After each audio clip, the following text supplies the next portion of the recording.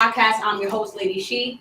Tonight, I'm ready to have a good time. Yeah. I ain't gonna hold you. I had a crazy week. I'm working doubles all week. I usually work doubles up the 8 to 4 shift, so yeah, sister was kind of tired. So I'm excited about this week, the lineup. Shout out to everybody who's been tuning in, everybody who subscribed thus far. If you haven't yet, it's free. I promise you, I'm not gonna go back to your credit card later on. Ain't no scam, ain't none of that going on. It really is free in real life. Like, so youtube.com, How Michael Lady She Podcast. So tonight I have on, I believe I can call you a childhood friend. Yeah, definitely. We ain't gotta kick it every day. Definitely. To call each other friends. I literally know this dude my whole life. Right, yep. We call him Slick. We're gonna have to find out what that lot. name is about first of You know what all. I'm saying? We're gonna warm up just like that. So welcome everybody, my guest Slick from Supreme Delivery Truck Company and from Hempstead, Long Island. What's going on? How y'all doing, everybody out there? I'm chilling.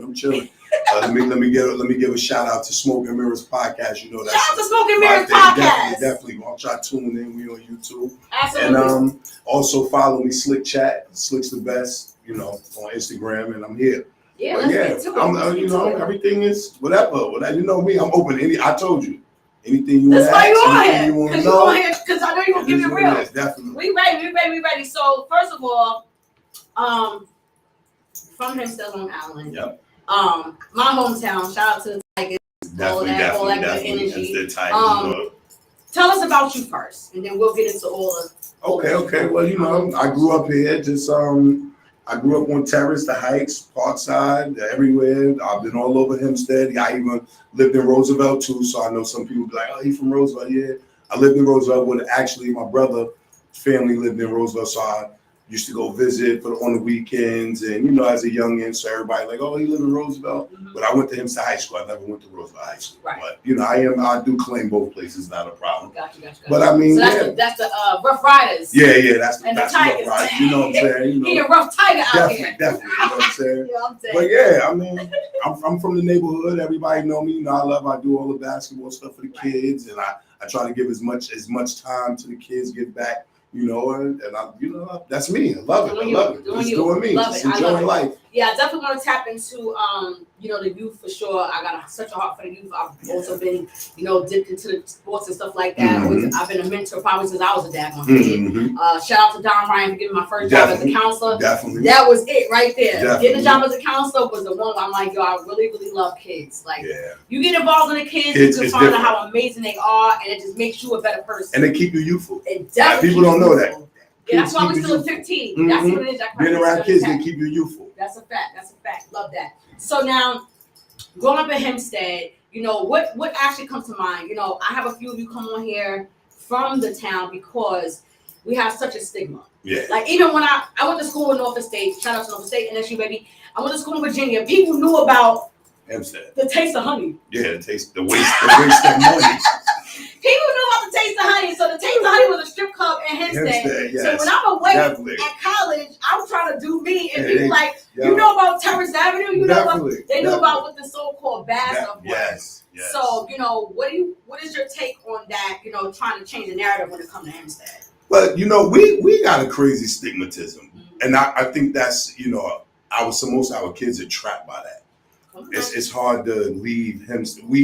We praise our athletes, our kids, and our athletes. You know, as they come up, we praise them as athletes so much that they don't even understand how to make it when they go somewhere else. Right. Because they don't understand that it don't matter what school you go to, they have the best players from wherever those players are from, and they bring them in it. And some of our kids can't handle that because they've been used to, you know, they so used to being, oh, that's such and such. Oh, from Hempstead. They the one here. Right, they the one here, but don't understand that other guy is the one from wherever he was from, right? You know what I'm saying? So that part is a bad stigmatism because I watch a lot of us go to school and flunk or come back home and you know and not understand why. So that's one of the biggest issues being from Hempstead because we praise our athletes so much. We don't really give them the tools or what they need to understand that everywhere you go, you got to fight to be the greatest. Sir. Because we deal with so much favoritism and family family names, and that's such and such son. Oh, he can play on my team because you know such and such. Like it's just it's a lot. It's definitely a lot in the world of sports when you come from Hempstead. And then I think just like the overall Hempstead is an amazing place. It's a wonderful place to grow up, and I'm talking before all the gang violence and all that type of stuff. Hempstead was a beautiful place to grow up in. I mean, we had Little League Baseball, we had basketball, football, we pretty much had every day. But the main thing was everybody was outside in the neighborhoods. The parks was open. It wasn't I remember Shell Park being open. Shout out to Ruthie. She used to be in there, working there, and the park used to be open. We go in the park house, play checkers. Yep. Like it just, we don't. That's handball. What we're missing. That's the handball on the wall, right? That's the type of stuff that we're missing. The community isn't given to the community. Ooh, it's we be looking at pointing fingers, but it's the community. The community ain't giving back to the community. I know a couple of guys that I deal with, on the outside. We always say, you got to give to the community if you want to receive from the community. Right. And a lot of people, they don't understand that part. They miss that part. Take some time out of your day. Like all these schools that we have, we don't allow the kids to come into the gym. I think if you go to a certain school in Hempstead, you should be able to go to that gym and play basketball. There should always be an after school program at every school. Pay some of these mothers and fathers that are at home with no jobs to come to the school from 5 to 7 to do an after school program or open this stuff up. It's money there for it. I'm pretty sure it is. It is. We just don't take advantage of it. Or we got too many people taking advantage, lining their pockets. Right.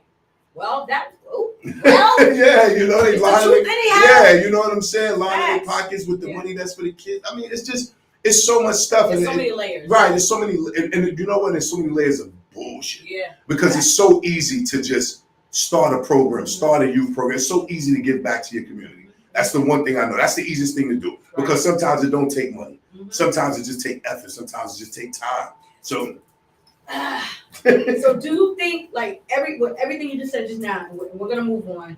Do you think a lot of the issues come from people just not trying to educate themselves how to do it? Because I love that you said it's easy to do. Because that's how I learned from Newt. Shout out to the Raiders also. He I did such. Yeah. The other issue I had was getting this right with us. I was like, I felt some type of way. Yeah. I said, wait, what? He that part was easy. Yeah, I'm telling you. When you want to give, it's easy. I like Newt. Shout out to Newt. Hempstead Raiders. Shout out to Love. Lenny, Hugh, they give back. They got programs. They give back. Warren Stiff, shout out to him. Basketball. Absolutely. We give, Saturday League, Robo. We give back to the community, and that's free. Right. That's a free program that we give our time to. Right. Now football isn't free, but basketball, when we start basketball December, that's free. Right. We give our time to it. It's Saturday. It's called Saturday League. We play games. Excuse me. We play games on Saturdays, Thursdays and Saturdays, and it's free. And we're there, we referee the games and coach, we get teams and stuff like that. Then we build a traveling team off of it and take them on some games. I mean, see that. So when I say it's easy, the reason why I say it's easy because I watch guys sit, let me say it like this, and this is no disrespect, but I watch guys sit in front of the liquor store all day long. That's time. Right. That's time you can be using to get back to the community. And not saying those guys know what they do. I'm just saying in the aspect of I watch guys chill in the neighborhood all day long. I watch guys chill outside all day long in front of that's time that you can use to get to the community. Even just we bash our system so much. We bash Hempstead High School so much. For the life of me, I can't stand this. Yeah. I hate to hear parents, the school is this, the school is that. No, the school does their job. Let me elaborate. The school does their job. These teachers aren't here to babysit your children. These teachers are here to teach. They are teaching the same thing in Hempstead that they're teaching in Garden City. That school is no better than our school. The problem is the parents are involved. They are watching their kids. They're checking on homework. They're going to PTA meetings. They're involved. They're making sure their kids went to school all day long and didn't cut class. I hate hearing people say, that's Hempstead School. No, ain't nothing wrong with Hempstead Schools, y'all. Most of us just think that the schools are supposed to be our daycare providers. No, they're not. Right. And we don't grasp that concept. We just so busy pointing fingers. Oh, the school this, the school that. No, these teachers are teaching the same thing. Right. Your kid can go to Uniondale, Freeport, Garden City, Hicksville, Malvern. The bottom line is, if your kid don't want to learn, he's not going to learn unless you're in there being productive with him, making sure homework is done, making sure he's prepared for school. Half of us, and I say us, and I'm sometimes I'm bad with it too. Half of us as parents don't even get up to go to a PTA meeting. That's a fact. We don't even go check to see if our kid is doing what he needs to do. But the first thing we do is bash the school when something ain't right. You know what? The first thing we do is respond when something actually right. happens. But you know what? Let me take it back further than that. Half of us don't even know our kids. Ooh. It's the bars. Yeah, half of us don't even know our children. Yo, you got so many people out here don't even know what their kids are about. Don't even know their kids are out in the streets causing problems or handling things the wrong way or just in the streets. Something, and you'll be so surprised. You tell a mother, "Oh yeah, your son was out there shooting." What? My son don't got no gun. My son. Yeah. You must don't know your son. Okay. First, you got to know your kids. Right. You got to make it an effort to know your kids. Stop babying them. Stop and get to know them. Stop always thinking the world is coming down on them because they're not. Get to know your kid. Sometimes your kid has a problem with just life and needs somebody to talk to, but you don't know that. You so busy. Oh, this is the school. The teachers. This. The school don't do that. No. Let's stop bashing the school system because it's not the school system. It's us as a community. Get involved. Get involved, right? There you go. Get involved. I'll tell you, even as a parent with me, with my oldest son, well, both of them that much, but the first one, you like this, like how do I fail? How do I do this? When things was going on with him in school, the first thing I did was say, well, what's happening? Okay, well, what's working? Right. So that didn't work. So what should I do at home? Try we this. literally became a whole team. Right. It was like a village was in the school. It takes for a my village. one child. It takes a village. And he started flourishing.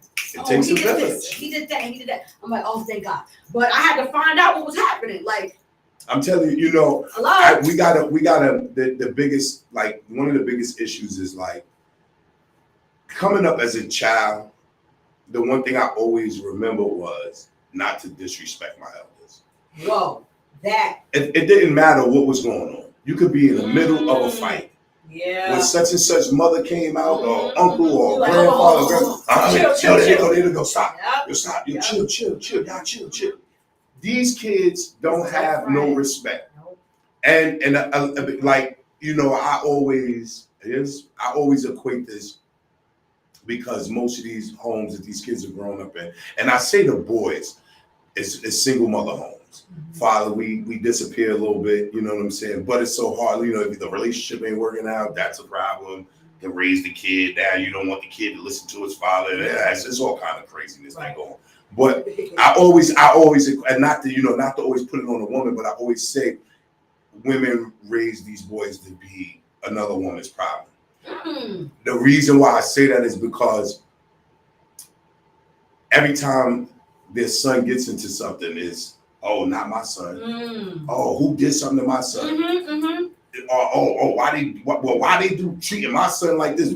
Not even knowing if your son is wrong or right or whatever the case may be. And then you're teaching them, you don't even, I say not, and this is no bashing towards women. This is just, you're raising your son the wrong way.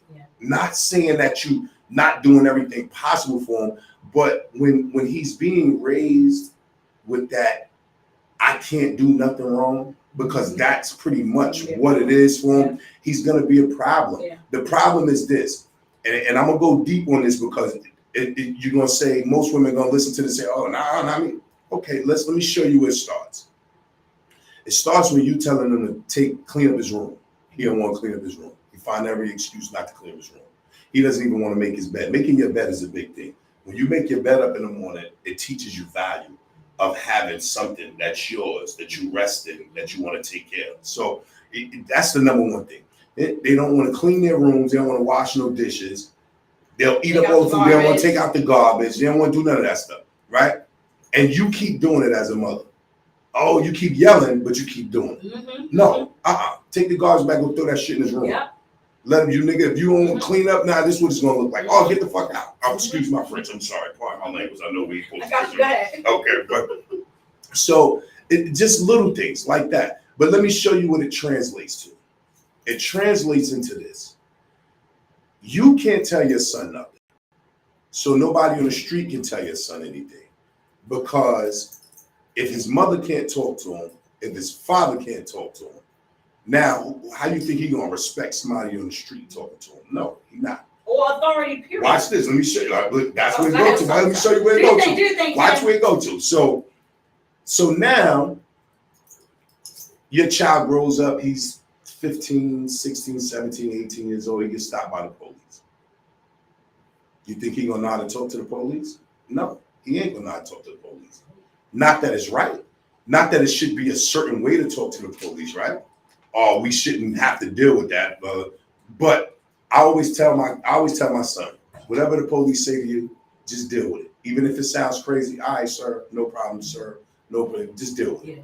We can figure out late. Mm-hmm. You can at least make it home. Yeah. And then we can figure out how to deal with it versus I'm receiving a phone call that my kid ain't making home. Yeah.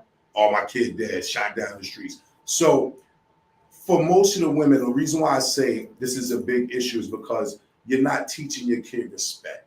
Respect goes a long way. So then they don't know how to deal with the authority in school.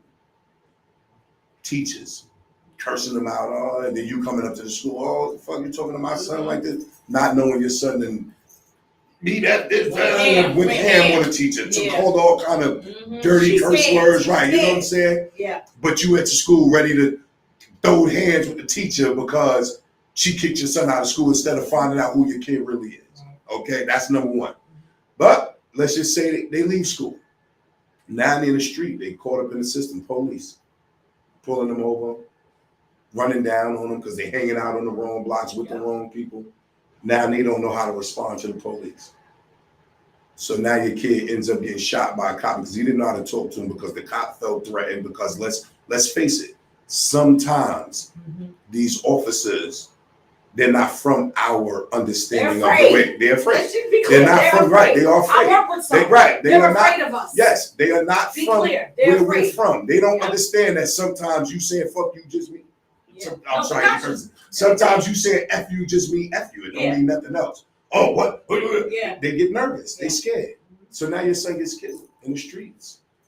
It's not right, but all of this plays a part in the discipline of our children as they get older. Absolutely. I would rather my kids make it home and we talk about how disrespectful the cop was and try to figure out something from there, whether nothing happens or not, than to receive a phone call that my kid was shot dead in the street. Absolutely. Over nonsense, over something. And now there's no way to get your kid back. So the structure of just respect is a big problem. Yeah. And that starts in the home. Absolutely. I can't have no kid in my home that's going to disrespect me. And I'll tell you, I don't know how I feel as a woman because I ain't never been a woman, but I don't think women should. You can't have no son in the home that's going to disrespect you. Right. If you got a son in your home that's going to disrespect you, you might as well either get him some help now or get him out of it. Catch it early. Get it early because it's only going to get worse. Yeah, absolutely. That's just, He just went in. I'm sorry, y'all. That needed to be That needed to be said. It's so much stuff that people. This is for you to keep it a whole honey because we're dying. Yeah. We are literally losing our kids. Well, adults as well, but we're talking about kids right now. We're really losing them. And you mentioning the household situation, the dynamics, it's so vital to who they become as an adult. And just going back, I wanted to ask you, what was your upbringing like growing up? But just to tap into what I just did the other day, I did a career day in Hempstead. Shout out to what I did it called. It's David Patterson. I'm older. Oh yeah, it was Fulton when I went there. Fulton when I went there, right? Now it's David Patterson. That was David Patterson. Shout out to David Patterson Elementary School. But whenever I talk to the children, especially as a correction officer. And we'll get into that too. Being from a certain place, going to the other side, and people treat you different, looking at you like, why did you do that? You're crazy. There's a whole layer I'm to that. I'm telling all my kids to be in law enforcement. Okay. So with that, I'm watching the kids, and you can see some of them are unruly, and I'm looking at the teachers. You can tell some of them are exhausted, and it's tapped into what you were talking about. And so the thing is this: if you don't get little Johnny when he's small, I'm gonna be locking him in. Mm-hmm. I don't want to lock him in, right. but it's probably already going to happen. Yes. And that's also one of the reasons why I became a correctional officer, because even working at the South, shout out to Don again, I saw some of the kids, they were dressed to the nine, polo this. Everything. The little girl's hair slick with the little braids and all that. Got all the money in the world, dressed to the T, but didn't know they ABCs. Can't know nothing. Didn't know they 1, 2, 3. And I remember one day, I'm in the class, and I got the young ones, and one of the other counselors, because who's all teenagers, we in there having fun as well. Right. So they come and look at me like, yo, we about to go do this. I'm like, okay, D, E.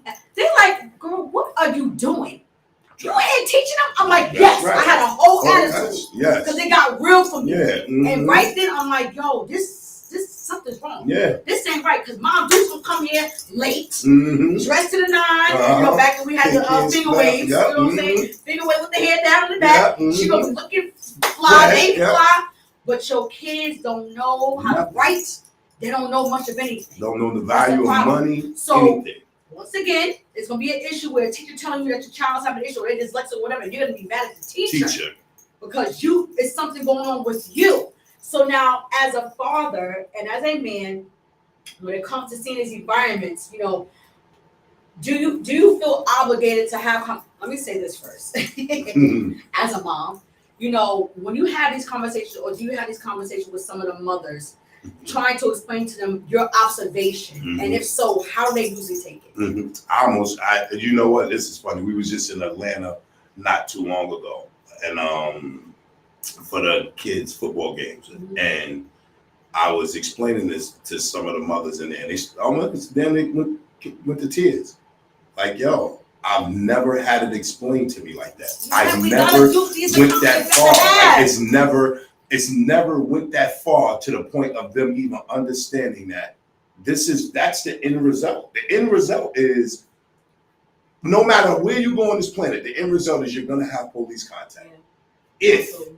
If you are in the neighborhood and you're gonna have some type of police contact, and the best, so that's guaranteed. They did a study, trying to remember, and when I was in college, and we went over this, and it was basically the book explained that if your dad has been to jail and your mom has been to jail, you're 90% chance you're going to jail. If your dad's been to jail and your mom hasn't been to jail, it's over 50% chance that you're going to go to jail. If your mom's been to jail and your dad hasn't been to jail, then it's less than 50% chance that you're going to go to jail. So these are numbers. These are studies that these folks do, and you understand what I'm saying? So they put this in books. And this is just guaranteed stuff. Right. Like, it's real. This is real. This is fact. That's real. And then you can check every household. You can check you can ask any friend whose mother's been in jail, father's been in jail, whatever, and you can see the statistics, and I guarantee you they add up. That's just the way it is. So now let me ask you this, and we're gonna move on. Do you feel, or do you believe in generational curses? Like the pathology of what you just said. Because even in that career day, you know what I had to say to one of the classes? Because one of them was acting up. And I can't remember exactly what happened, but something made me go into the fact that I had to be in a dorm where there was 2 sons and a dad in the same dorm. Wow. And I knew them. So regardless of how long I've been there, it's still uncomfortable for me. Yeah, definitely. I get offended. I'm like, what do you got? Like, seriously, y'all? The whole family? Yeah. Like, it's right. And it happens. No, it's right. But that's what that study shows. So it's like, I believe in generational curses. I believe in it. But I don't think that it's a curse. Okay. I just think that it's a numbers game. Those algorithms that they use, I believe that they know. It's just that simple. Okay. You believe in generation. You don't think it's a curse. So you think it's environmental? Yes. Okay.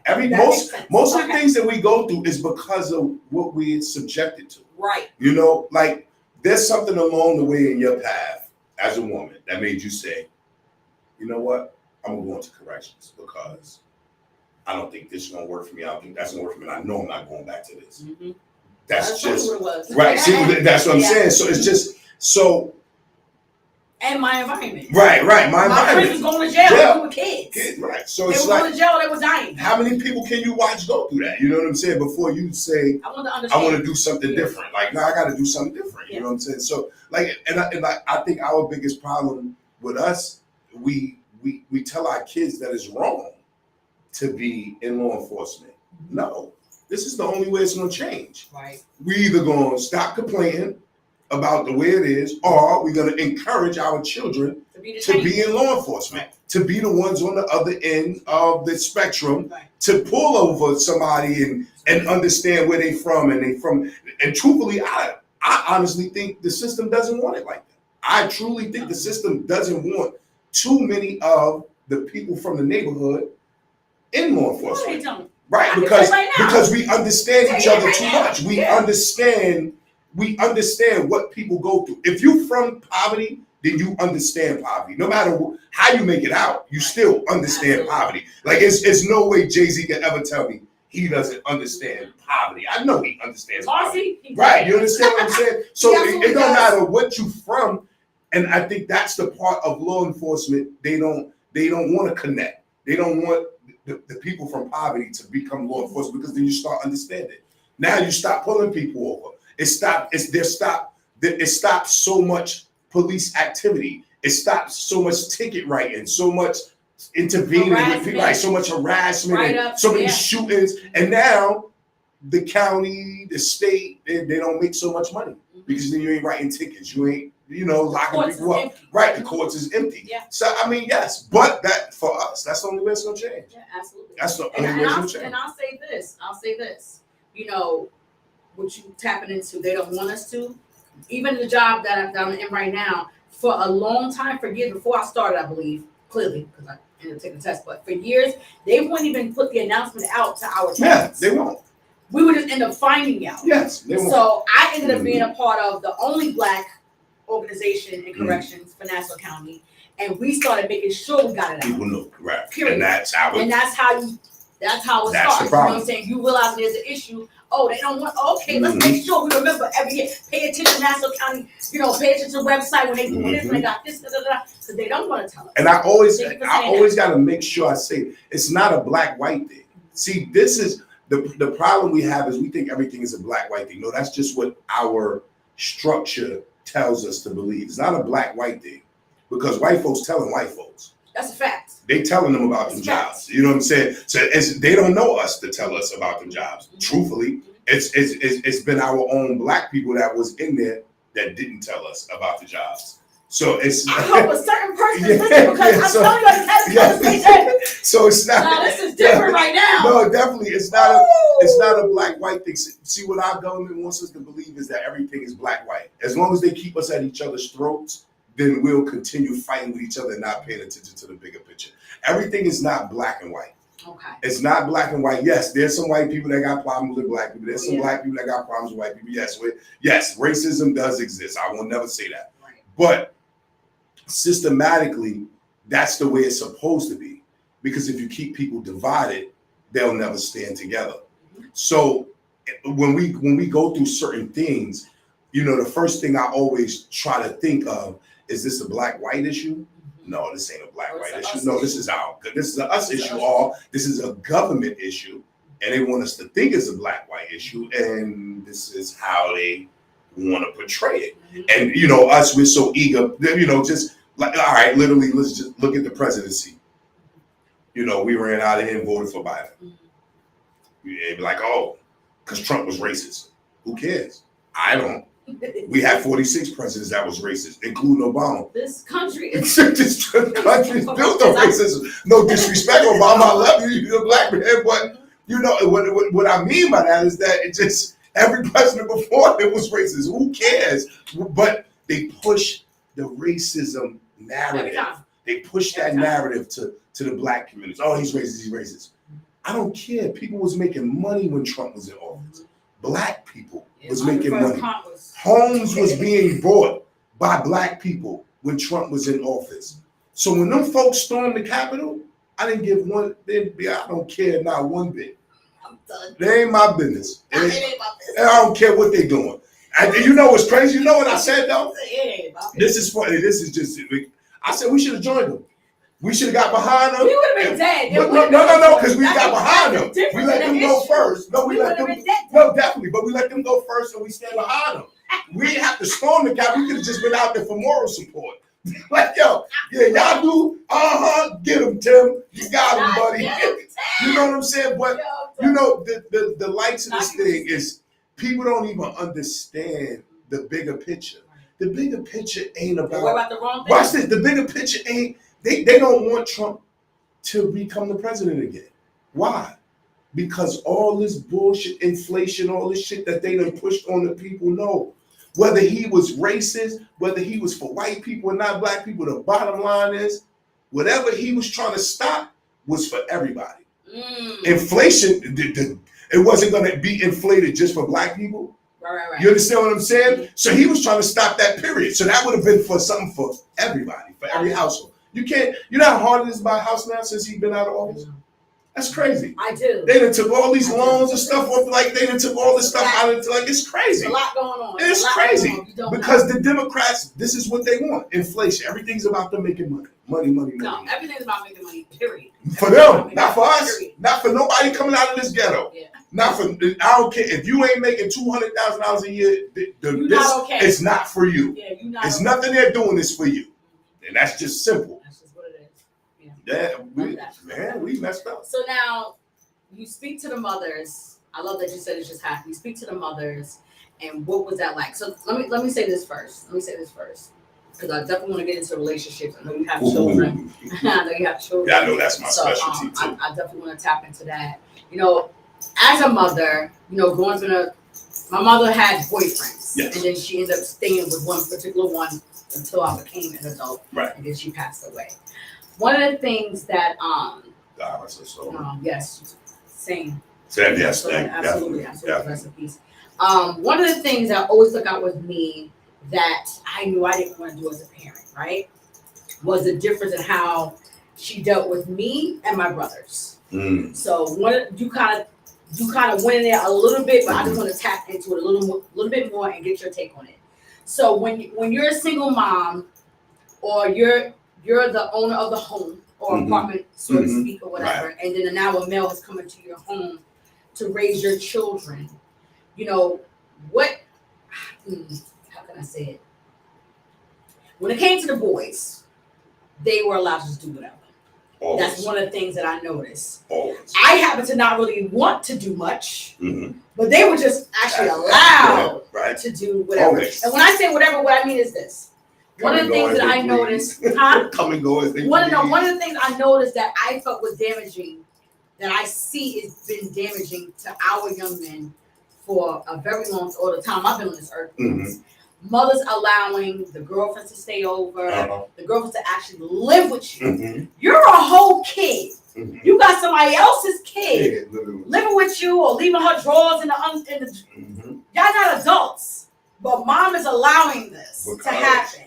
So now that you're an adult, you don't really, first of all, you already having sex at a young age. Right. That already alone will open up doors that you kind of really shouldn't be getting into emotionally. So y'all are really dealing with adult friction, adult stuff going on up in here. Y'all feeling all this stuff. You know, now y'all making babies. You don't really want to be committed to nobody at no damn 15, 16, 17 years old. So now here comes more drama because you want to do you. Now this little girl stuck with a kid. She flipping out. Her mama flipping out. Her family flipping out. It's a whole big thing. You're not going to stop doing what you're doing because mom has allowed you to do these things for so long. So you're like, I ain't listen to nobody. I'm doing me because I was treated like an adult when I was 15 and 16 because my girl could stay over, whatever. My mother let it happen, all these different things. So now I'm still making children because I don't feel like I have to stop. I'm not obligated to anybody. Right. I've been doing this for some time now. Right. So can't nobody tell me nothing. Yeah. So what is your take on the environment of our young men when it comes to single mothers being, I don't even know. I don't want to say that they mean to do it because I honestly feel that some of them just didn't know. They really just didn't. Right. Some of them grew up in broken homes, right, where nobody was teaching them what was right and what was wrong. No, that isn't. I'm gonna fix that for you. Okay. Okay. The reason why mothers allowed that was because that's where they was from. What's that mean? They were from a time where you was 15 and 16 and you met somebody and that was it. So when they wasn't used to the jumping around. Men might want you today now. They wasn't used to that from their time. You gotta remember, they were growing up in the 50s and 60s. True. So in the 50s and 60s, got married at 18. Right. So that being, and they were boyfriends and girlfriends from 15, 14. So that's what the thinking was. The thinking was, oh, this is girlfriend. Oh, he brought her around the family. Mm-hmm. That's where that stigmatism comes for women today. You know, when a man takes you around the family, you feel like, oh, okay, well, I must be the one. That one. You know what I'm saying? But I'm the one. Right. So, you know, and from their time, they wasn't dealing with, you know, all the promiscuity, you know, they wasn't dealing with men jumping around. They were dealing with, they met a man who was going to introduce them to their father, mother, and that was that. So they felt like, so, I mean, in your mom's defense, or whoever, you know, you're speaking. My mom. Your mom, okay, so in your mom's defense, she felt like, oh, if he brought her home to meet me, this must be his girlfriend, because she's from the time of that. So her allowing this, her allowing this, also her allowing him to bring his girlfriend home and, you know, how, you know, whatever have you, that's because of her also saying, well, she's his responsibility. Because in their time, when they grew up, you became the man's responsibility. So she felt like, well, she's his responsibility. Good. So it's a lot of things. It's damaging? In reference to what I just spoke of. Do you think it's, to me, and I told my mother, you know, we had real talks. You know, our relationship as when I was younger was toxic. Right. But as an adult, you know, we really grew into a real healthy relationship. We can have real conversations. But I can share with her certain things that went on in that house. Right. That you really bothered you back then. That ain't happening. Definitely. You know what I'm saying? And she respected it. Yeah, my mom. She respected me for that, and she understood. Right. So because it always takes a time for them to understand. Yeah, you know, absolutely. She understood. So my thing is, you know, my son better not even think about bringing a girl in the crib to my son. Yo, she got nowhere to go. Okay, so we need to call someone else. Yeah. Family, I dig it. She got family. That ain't happening. Yeah, you know what I'm saying? No, I dig it. So, but that's you're from the new generation. You're from another generation that knows that this might be your girlfriend today, but it might not be your girlfriend tomorrow. But that's what I'm saying. I feel like this generation. This new generation is different. That's what I'm saying. They can't even make love. They don't even know what love is. They music.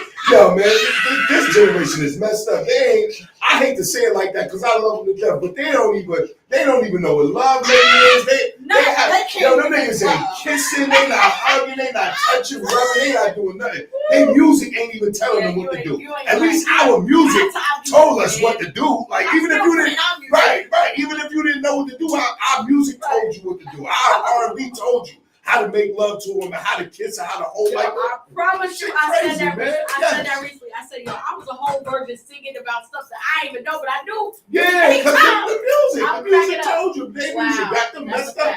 Man, this is a whole different thing. But you like, and for your situation, going through that, it was just two different generations. Her time was get with a man, that's your man. You know, like, this is your man. They wasn't running around, like it wasn't based off of money. It was just based off how he courted her.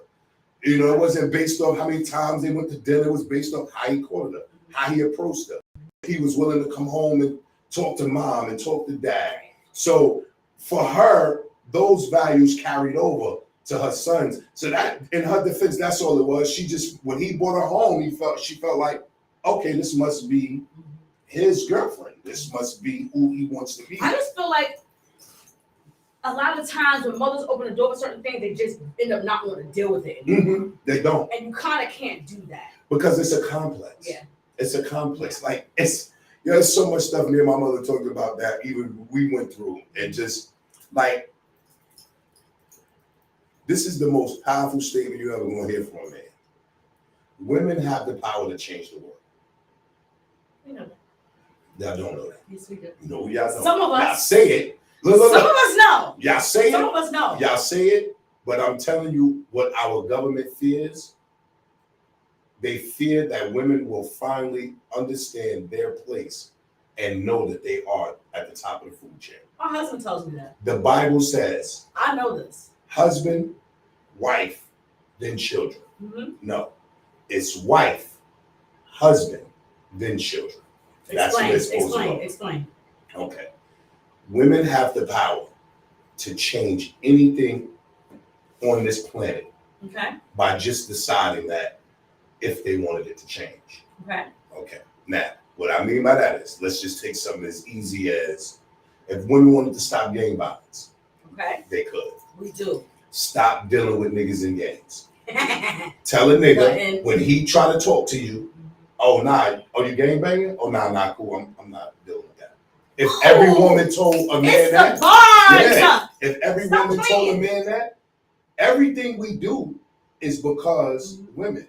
Mm-hmm. Women think you're cool if you're in the gang. Mm-hmm. And you know, not to disrespect gangs or, you know, gang members. The bottom line is this. Most of these gangs ain't making no money. They're not taking care of the community. They're causing more harm and hurt than they are success. So my thing is, what's the only reason you're doing it? Because you can stand around at your man crib all day long, chill and hustle or whatever you're going to do, drink, smoke, whatever, without being attached to a gang or gang affiliated. True. So it's not, women have the power to change that. But because women endure it, because they take a liking to it, because they my dude is the head of. Yep. See what I'm saying? Yes. It causes them to continue doing it. It causes a complete cycle. So I always tell women that women are their own problem. Yeah. No, I get most women. You know, let me just say what you were saying is it was kind of like a play on words. So you absolutely made that clear. When I think about, you know, women and men, and I think about the men, especially our black men that have been in power, right? Let's just do that. They always had a woman who was trying to tell them, pull them back to remind them what they were doing, what they were saying, how open they were, to be careful, all different things. So the woman's influence was always a part of the decisions that were made. So that's why I understand what you're saying. And that's why I said I do know. Watch this. Every powerful man, you think about every powerful man that tried to change something for the black community, he had a woman. Yeah. A woman was always by his side, always taking the like you said, you know, think about what you're doing, take a step back, focus. Always. Because I say it all the time. I'm like, y'all don't be paying attention. We gotta be the eyes. We gotta be like, dang. You know, I take one simple story. That's not that. Look at Harriet Tubman. She did what she had to do with no man. Right. So, you know what it is? Sometimes you gotta simplify things for people to understand. Not you in particular, but for the audience. Some people in the audience might not, you know. But I say that to say, like, women haven't grasped the concept of how powerful they are. See, no. The reason why I'm saying, well, yeah, some women. Oh, it's always some. It's never all. The reason why I say that is because, you know, they started with the black girl magic and all that stuff. Nah, that was created by a group of white folks that allowed black women to say, oh yeah, this is what we do. And then, oh, let's put this out. Let's put this out. Let's put this out. No, women are powerful. Yeah. I can't speak on white women because I don't really deal with them, but our black women, I've dealt with them. One, like a real relationship? No. Hell no. I can't even do it. Well, you did it, but shit don't work. No, but you know, and not to say that I wouldn't. It's just I have it's never my thing. Happened. It's nothing like a dark skin, chocolate, burnt black toast crisp. Yes, that's how I like it, girl. Woo. Y'all the best. Don't let nobody tell y'all different. Not burnt though. Yeah. Don't do that, okay? But see, I got cocoa women in my nah, I'm saying, burnt. I like, listen, that burnt means beautiful to me. I like it dark. As the darker you are, girl, woo. Beautiful Lord chocolate. Jesus Christ, Dark yes. Chocolate. Yes. It's amazing. Love that. And get into that nationality thing. Haitian is. But let me but yeah, so like women don't understand the power that they hold. You know, also women don't understand that that's the reason why most men are retarded. What? Yeah, this is the reason why we do what we do. I'm telling you. Wait, what do y'all do? Okay. Yeah. Everybody, every man follower that's watching this today I'm gonna bring him back to elementary school, middle school, or high school with this shit. He was like, crush? yo, that's crazy. That is where the fuck. I turned around and was like, man, fuck this shit. Excuse my language. I'm sorry, y'all. Okay. Women create their own problem with men. Let's go. Let's take it to. As a man, as a young boy, that first girl I liked, she didn't like me. She liked my friend. Right then and there. Watch this. Look. Watch this. Let me show you how simple life is, and this is the reason why women are told this fairy tale and why it's hard for them to grasp reality as they get older. Okay. If that woman had liked me when I liked her, when we was about 10 years old, and we liked each other, that probably would have been the best relationship ever. Okay. Why? Because it was genuine. Okay. It wasn't about money. It wasn't about nothing. It was about me liking her, wanting to be her protector, wanting to be her king, her be my queen. Mm-hmm. That's it. That's all we had. Right. I probably would have shared everything with her. I would have grown. We would have grown to love and grown up together. Right, grown up together. And that's what it's about. That's when they talk about these soulmate stuff. Mm-hmm. That's what a soulmate is. Okay. A soulmate is somebody that wants you even when you don't think nobody wants you. Mm-hmm. That's your soulmate. Okay. Not the guy that comes along when you're all glamorous and beautiful and, you know, not saying it can't work. Yes, it can work. Not when it's the glow up. Yeah, right. Not when it's the glow up, but when you're at your lowest peak of not saying nothing wrong. Right, you know, he sees the beauty before the beauty is created. You know what I'm saying? Or he sees that woman. Oh my God, she's gonna be gorgeous, amazing. Oh my God, I want to be with her for the rest of my life. That's when we're young. Right. But what happens in this situation is she don't like him. Okay. For whatever reason. Okay. But she like his friend. Okay. Maybe his friend is cuter. Okay. Women make most of their mistakes in relationships because of a guy being cute. 90% of women's mistakes, yep, because that's what they judge off of. Eyes. I feel like that. Everything is eyes. Judge off of that too? Nope, because y'all always say this. Why would he sleep with that ugly bitch? Well, okay, all right. So, but that point, case in point made on that one. I don't. Right. That. I'm just saying. When you hear most, like you know, when let's just say sometimes when we get cheated on or whatever, they cheat. Why would he do that? Because we don't look at that. See, but okay. Since you want to touch on the cheating thing, I think a lot of times women respond in that way because that's all they can respond with. They don't know the girl. No, hell no. That bitch be busted sometimes. I've done it, so I know. Shit. But that motherfucker was sexy. But the ones that's not. The ones that's not. Because listen. It happened. I had my little looks attacked because the girl was just mad. Yeah, no. Be mad at him. Definitely. You know what I'm saying? Be mad at him. Definitely. All you can do is just try to say anything because you're mad. Definitely not saying that. I'm not saying that every woman that a man cheated with is ugly or doesn't or can't come off like, oh, just mad. No. At least something, but you know the difference. Yeah. Come on, man. We know the difference in between her being busted. Right. Or, you know, her looking good and she just talking. We know the difference. But for the most part, men see beauty a different way. You think so? We don't see beauty the way y'all see it. So why these girls getting BBLs and y'all like them? That's not really true. It's not. No, dudes just be wanting to sleep with them because of the BBL, but they don't really be liking them. That was good. Right? They don't really be like, oh shit, nah. Dudes just be like, damn, that shit look good. I want to hit. But you know what I'm saying? Right? I want to go back to my wife. I want to go back to my girl. Yo, but you know, I'm gonna touch that too for you, but cheese because that's crazy. But no, I'm just in the facets of things like men can a man can love a woman that hasn't fully reached her potential, and women can't do that. So you feel that we gotta get you when you already solidified. Mm-hmm. When you already it's backwards. It just works backwards for men and women. Men love in the beginning. Women learn to love. Why do you think that? Because a man only judges off beauty. He doesn't know your mind. So even if you're not the prettiest girl in the world, when he see you, he's like, oh shit, damn, shorty's sexy as fuck. It ain't her mind. He can't see her mind. Only thing he looking at is her appearance. Oh, she's sexy as fuck. Damn. Men work backwards. The thing with men is when a man sees a woman and is head over heels for her, it's just her beauty. It's whatever he's looking at is whatever turns him on with her. Now, so when you see the dark chocolate, you just like, oh shit, mesmerizing. Does it for me every time. I'll be warning, but then I'll be like, whoo. Nah, listen, that's the most important thing for me. Okay. Brown chocolate. So then what happens? What happens for me is this.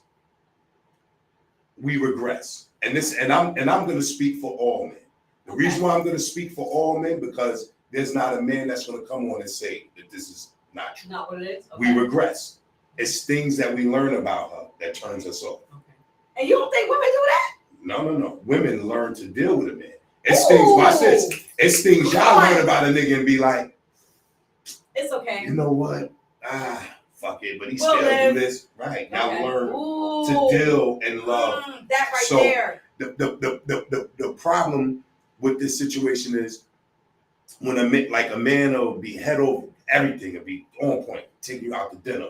It's something that you did that made him feel, maybe your phone ringing at a certain time. You done told him, nigga, nah, you just calling my phone, now your phone ring. He like, hold on. Nah, she just like, because men always equate everything to the last woman that they dealt with. You don't think women do that? Y'all probably do. But again, y'all learn. But look, watch this. Y'all probably do. But y'all learn to love the man. Y'all learn to love the man.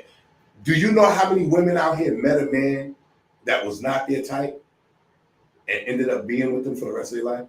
Yes. Because y'all learn to love. I do. Women but there was something going on that had them stay. Yes. There was security there that had them stay. Yes, but women learn to love them. It took some time because even with security, it's still like, man, hold up, man, I don't really want to be with this mother. I don't know.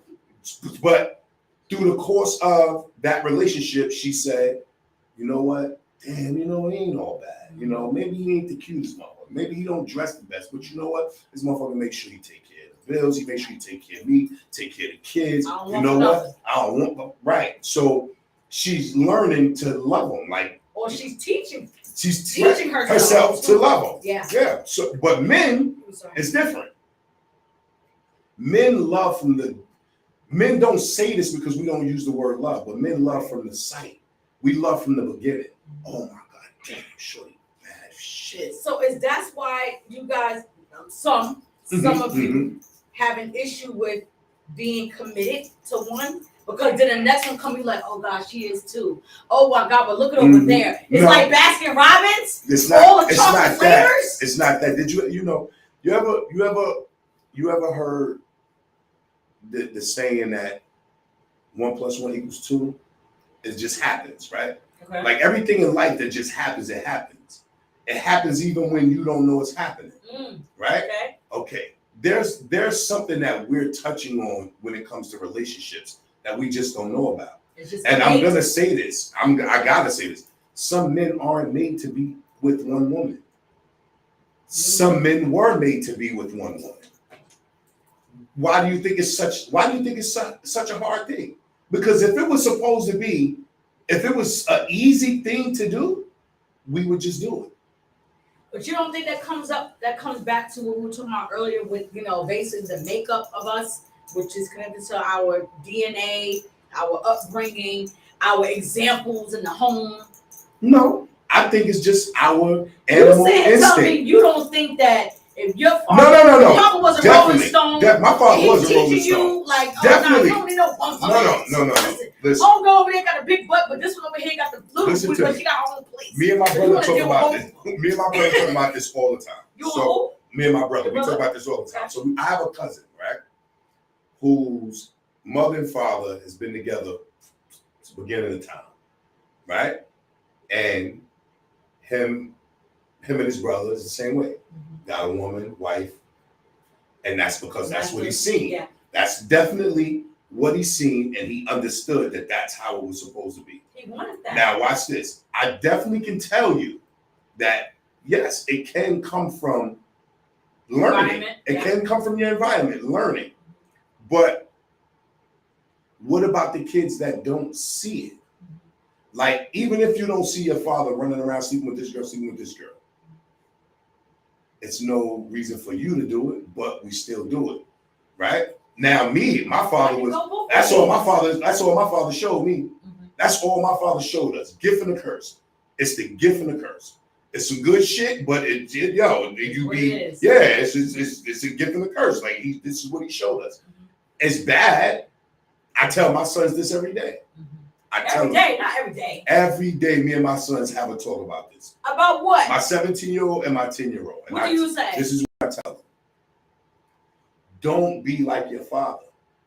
Don't think that everything your father does is the correct way. Always question it. If I tell you something and you don't believe me, look it up. See if I'm right. And if you see that I'm right, then you say, yo, Dad, you're right. If you see that I'm wrong, yo, Dad, now there's nothing wrong with having your own mind. But I always tell them I don't want them to run around with this girl, that girl, because it's not cool. And they watch me deal with my kids' mothers. They watch it. Now, how many children do you have? I got 11. You have 11. How many mamas? 9. Okay. And they watch me deal with this. They watch me deal with this on a day-to-day basis. And they see how it's a lot. It's not even a lot. It's just that.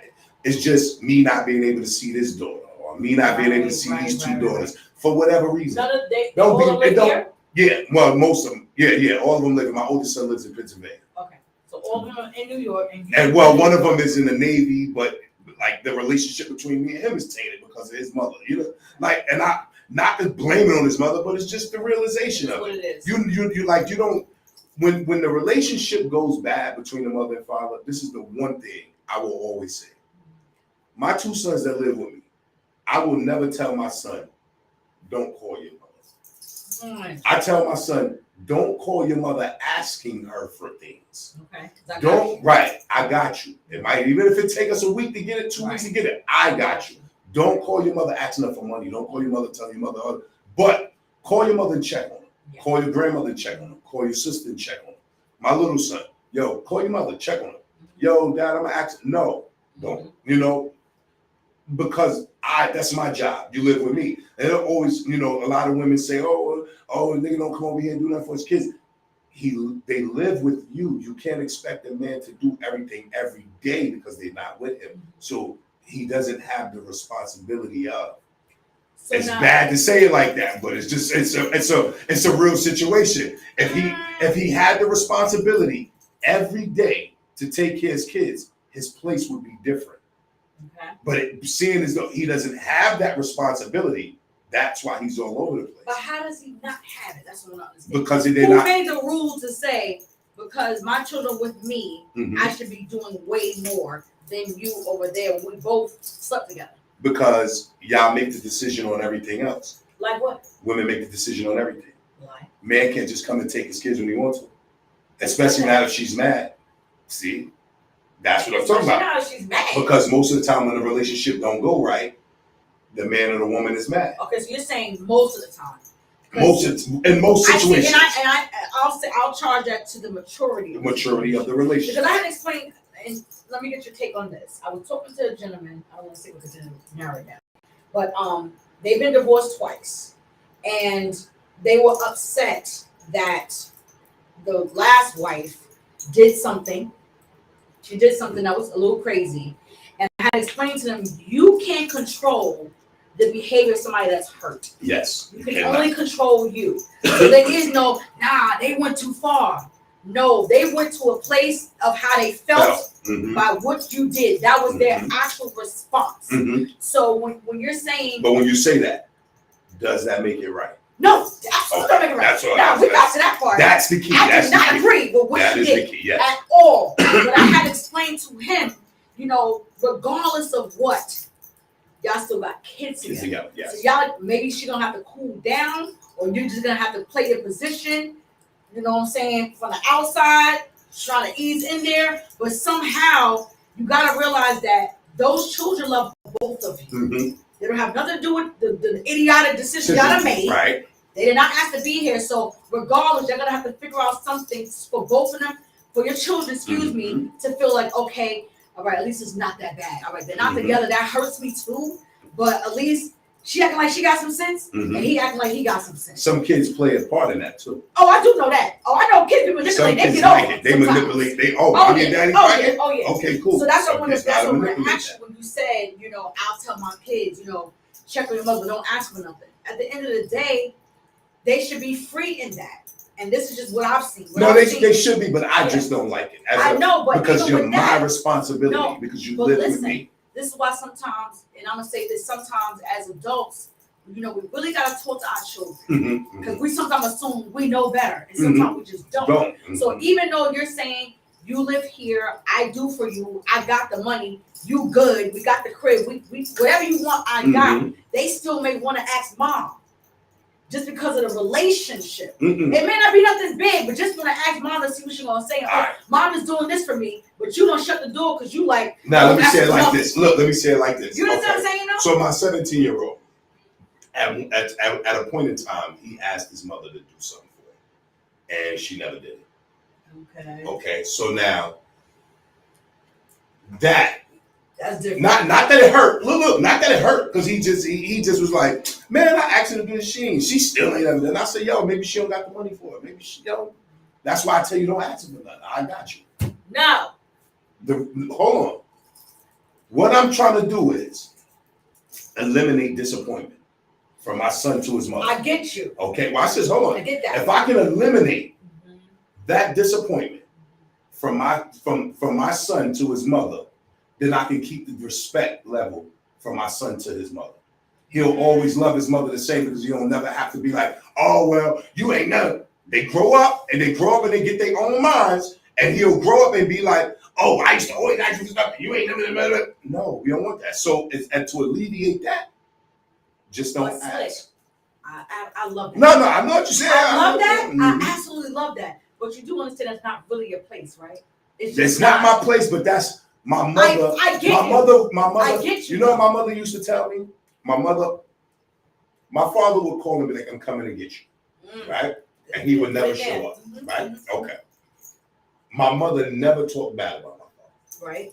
My mother just used to, nice to be like, oh, I'm gonna call my dad and ask me. She'd be like, don't worry about it, babe, I got it. Because she knew.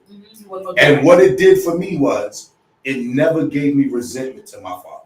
Why? Because I never had to ask him, because she made sure she took care of it. Now, in a conversation one time me and my father had, he said some slick shit, and I said, nigga, you ain't never do nothing for me. But I was a grown man, and I didn't say it in a disrespectful way. And he said, you know what? You're right, son. And you got every right to say what you said. But it took that long that I still love my father to the day he went into the grave. Me and him, anytime he yelled that, what up? It is what it is. But my mother made sure she alleviated that part of the disappointment for me. It's bad enough you're not coming to get me, but it would have hurt even more every time I ask you for something, you never do it. Now so what I mean by the bridge, we keep this bridge in between parents when the relationship don't go right. When it severs, okay. When it severs, it's like, oh, I want my kids to be on my side. Like we divorced, you divorced us. Yeah. So that bridge is a bridge of hatred. The more you cross it, the madder you get. But if you just stay on your side of that bridge and be like, yo, you know what, I'm gonna just live life and let life teach me what I need to learn. The one thing my father gave me to this day that I will tell anybody on this planet, my father bought me one pair of sneakers, some Pro Wings, and he got mad at me because I was like, man, my mother don't buy, she buy me Nike. He was tight. He was tight little motherfucker. But you know what? To a young man, my brother laugh at that shit to this day, I'm telling you. Right. But he was tight he was mad. Boy, I didn't know what to do at that point. But I was just telling him, like, man, what am I gonna do with these? Like, my feet gonna come out these motherfuckers on one run. But you know, and just with that, I took the understanding that maybe he didn't have it. Right. Maybe he was just trying to do whatever he could do. But it took me until I was grown to understand that when my kids asked me for something I couldn't do exactly. Like, damn, you know what? That's probably how you felt. So now, let me ask you this. Don't you think that's where the conversations come at where you're, because this is my thing. I'm writing a book about it.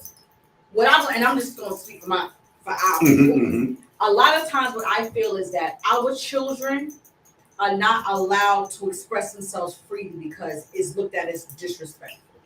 So with my kids, I talk about everything. Like even if it's something where they want to like kind of raise their voice about it, and I'm like, okay, I'm gonna choke you to get a little extra, you're gonna get choked. But I get you. I hear you. What you're saying to me actually matters because I'm not perfect either. You ain't a perfect kid, and I'm not a perfect parent. Ain't no manual to this thing. So express what you gotta express. So what I feel is that, first of all, I love what you said. I absolutely love what you said because you protect the feelings of your children, and that's what we're supposed to do. But sometimes we can assume by our experiences. So because of what you went through with your dad, you like, oh, my kids ain't gonna go through that. Right. My kids ain't gonna go through that. Like I'm gonna get ahead of it. I'm gonna get ahead of it. And sometimes what happens is later on you'll find out like, nah, I felt okay asking mom. I knew it may or may not have been a disappointment situation, but you know it was taken from you because you're like, no, I got it.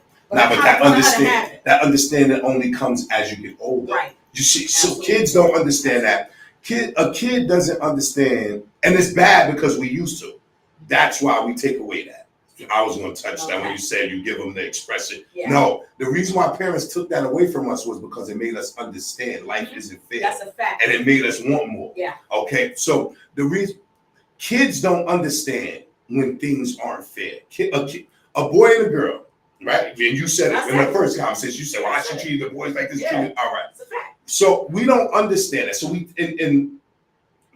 with allowing our kids to express themselves before they fully understand what things are causes more issues. You think so? Causes more issues as they get older. Okay, so now kids don't understand why things aren't fair, but you're allowing them to express themselves, right? Let's just say you're allowing them to express themselves at 13 and 14.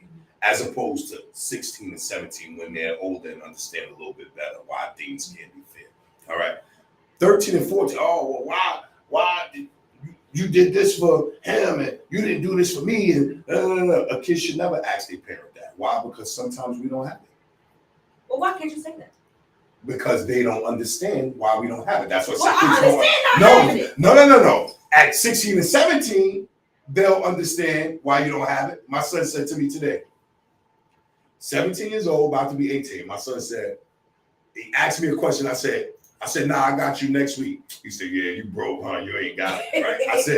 I said, no, nigga, I ain't broke. But you don't spend every Look, I said, no, I ain't broke, but you don't spend every day. He said, nah, I understand, no, Dad, it's cool. And I'll wait till next week.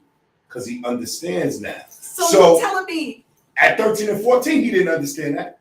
You know what he used to tell his friends? Did you have that conversation with him at 13, 14? Yeah. You know what he used to tell his friends? What? My dad rich. Oh, he just don't want to get it for me. And his friends is like, yo, your dad got money. No, I just tried to give you what I didn't get from my dad. So he has a group of about 6 friends, right? Out of those 6 friends, every time me and him did something, I tried to take them with me. I tried to say, oh, yo, let's see if they want to go down south with us. So out of that group, one of them always wanted to go. Pop. He always wanted to go. Yeah, I'm gonna go with y'all to North Carolina. So he always went with us, and anywhere I go, I tell them see if they want to go. And he'd be like, all right, I'm gonna check. Right. So he at that time, they's like, oh, your dad got money. No, dad living a day-to-day life like everybody else. I just know, right? I just know what it is to see to make kids let you see something different. If I take y'all to another state, y'all be like, oh, this is what it's like down here. You'll want to go. You'll want to explore. You'll want to see. You'll know something different other than just Hempstead. Right. So I mean, for the most part, I think when you were like my little son, my 10-year-old, I'll be trying to allow him to express himself. Okay. Right? Yeah, you got to. No, hell no. This fool will say that. Man, this fool will say that. Babe, we got to my daughters? Oh my God. They express themselves. Man, oh man. Yo, my daughters, all they do is express themselves. The boys be like, oh, they say what you say. What? Oh, the girls get away with murder. They can do anything they want. But that's my babies. My daughters are like, they got you. I just know that. They got you. I know with them, like, all right, my 16-year-old and my 12-year-old, they are like, they're like the two people on your shoulders when you want to do something. I don't know, Dad, you shouldn't do it. You do it that. So I so respect their, like, they try to be so like, oh Dad, I'm it's crazy. Right. Now my 11-year-old, oh, she crazy as all. You got all ages? No. I skipped a few. I definitely skipped a few. Definitely skipped a few ages. But take a break. I mean, like, yo, they so like and that's females, and that's how I can tell female power from them. I witnessed them break me down. I witnessed them tell me, oh no, my daughter told me one time, I was on the phone with a girl. My daughter gonna say, who is that?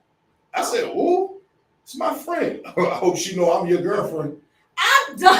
So and then right then and there, and my homegirl that was on the phone was like, ooh, she said, ooh, I feel sorry for you, bro. You ain't never get no woman. I'm done. But I respect the power of my daughter. And what my daughter was saying is, nah, bro. It's a package. It's us. Yeah, it's a package. It's my time. Like, nah, bro. What is she doing? Like that. And that's why I always say, I look at my daughters and I see the potential and the power that they possess as kids. And I'll be like, wow. They're gonna be a force. Yeah. One is so mentally book smart. And I'll be like, damn. Yeah. She's so damn smart. She just be answering questions. And then the other one, she's so one time I had him in the truck, and I don't know if you ever been in one, but the truck seat bounces, right? It's on the air shot. And the truck seat bounced and it came down on her foot. Listen to what I'm saying to you. I thought every bone in her foot was broken. Listen, this is how she yelled, my foot, right? And look, this is what let me know how strong she was as a little girl. She said, whoa, I'm all right. And stopped crying. I said, what the like as a what just happened? I'm like, baby, you all right, you all right? Let me see your foot. She like that. I'm all right. She was more annoyed than anything. Yo, I'm like, what? But at that point, for her, I said, damn, she's gonna be the strongest girl I got. Right. She probably stronger than my boys. She probably, you know what I'm saying? Like, what the? But these are the things you go through. And that's why I always say women have a power that somebody has subsided and told them that they didn't, and they don't want y'all to know. They don't want us to know. Because men think it too. Men, oh, nah, we stronger than women. Nah, bro. It's so much that Women can change. That's why they don't want no lady president. I'm telling you. It's the reason why they don't want no lady president. That's why they're attacking all the ones that's in them seats. It's crazy. All the women that's in that. And I'm telling you, y'all have the power to change. Yeah. Yo, a woman can change so much stuff. That's why I said when they all be like, oh, we're in these relationships and this ain't working out. Nah, man, you can change that if you want to. You're choosing to deal with that. And it's not a problem. I'm not telling you to leave them. I'm not telling you not to deal with them. All I'm telling you is if you wanted to change that, you could change that. And he would either conform or it wouldn't work. And you'll find who you're supposed to be looking for. You know what I'm saying? So let me ask you this. You know, we're gonna get off the relationships. Okay. When it comes to, you know, I'm talking about you right now. And you saying, because I know you said earlier, you feel that some were made to be with one woman, and some were made to be with, you know, kind of do that. So, you know which one you are? Yes, I know exactly who I am.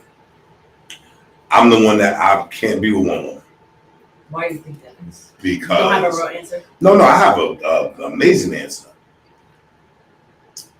I tried it. I tried to do it. How long? A long time.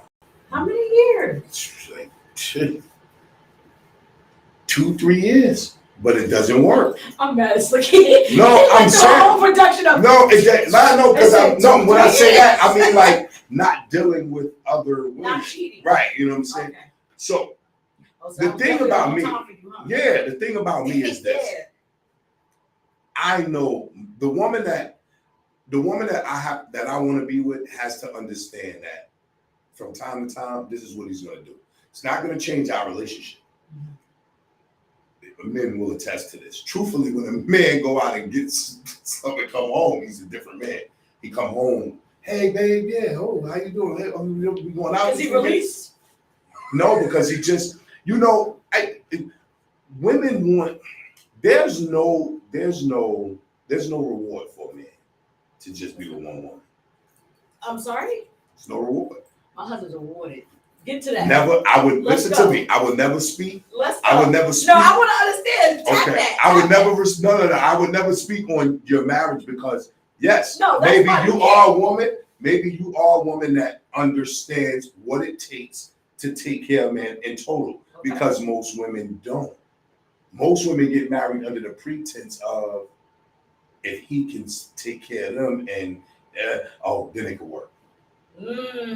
Not let's build together. Not let's do this together. Let's figure this out together. There's so many relationships. Well, I'm telling you. I think it's like it's lopsided. I feel like there's so many relationships where there is the female who's looking for a particular man to actually take care of her. Then there's the one where there's the woman who she's like, I'm already solidified. I'm degreed up. I make my money. I just want somebody that can make me happy in that department. Well, I got all other departments taken care of. Check. That's the woman I'm looking for. Check off. I want the one that got some money. And it's just like, okay, I got everything else checked off. I know what I want. I know who I am. I just don't have a man yet. So now that I got one, I'm married.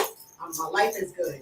And then it's the other one who doesn't really know what to do in her marriage because she was kind of raised to be in control, and she's taught that the word submissive is like a curse word. So she's giving her husband hell when he love her as is. So I feel like it's a lot that goes on. I went through that. Let me tell you something. There's only 2 women in my life who I felt that I could be with and be faithful to for the rest of my life. And what were they like? One of them was amazing. Okay. But she caught me at the wrong time. Amazing. Everything. She tried. She did everything for me. That's what makes her amazing? When I say amazing, everything. Rub my feet after practice, after the games, everything. So she did everything. A caterer. She was a caterer. Yeah. She was a caterer, but she wasn't submissive. What's that mean? Right. See, let's get to it. Okay. She was more worried about what everybody thought. Okay. You can't be submissive when you're worried about what everybody thinks of you. How so? Because a submissive woman don't care about what nobody think about her because she's just loving her man. Okay. But when you start putting into your relationship what you see or what people putting into you, then that takes away the submission, because at some point you're going to say to yourself as a woman, man, he don't even deserve that. Okay, so let me like kind of paint the picture type thing. Okay, so she was a caterer, but she wasn't submissive, meaning she kind of fed into what was being said. Right. But why was there things being said? I don't know. I'm just trying to think because when you're in a relationship, you're supposed to be y'all two. Y'all two, but that's not how it is. Okay, that's different. That's not how it is. So let me say it like this. With this particular woman, when I say amazing, she was the second woman that I thought I could spend the rest of my life with. I even wanted to marry this woman. I even went and bought a ring and was like, you know what? I know I fucked up. Look, I was like, I know I fucked up in the past, but I'm gonna go to her, talk to her, and let her know where I'm at right now. And the way, and I even said to her in this conversation, literally I was crying, and I said to her in this conversation, I said, yo, I will be the best husband you could ever find. I did everything already, and I'm done with it. You know what she did with that? What? Spit that shit right in my face. She was tired. Tired? I don't know. Maybe I did. I'm not gonna act like I didn't do things in the past. Yes, I did things in the past, but we also wasn't together for a while. Okay. So I tried to come back when my shit was, together. And she like, yeah, we're not doing that, sir. And it was crazy because we were doing it. Came back, we sleeping together, everything is good, trying to, all right, cool, let's work on this shit, you know what I'm saying?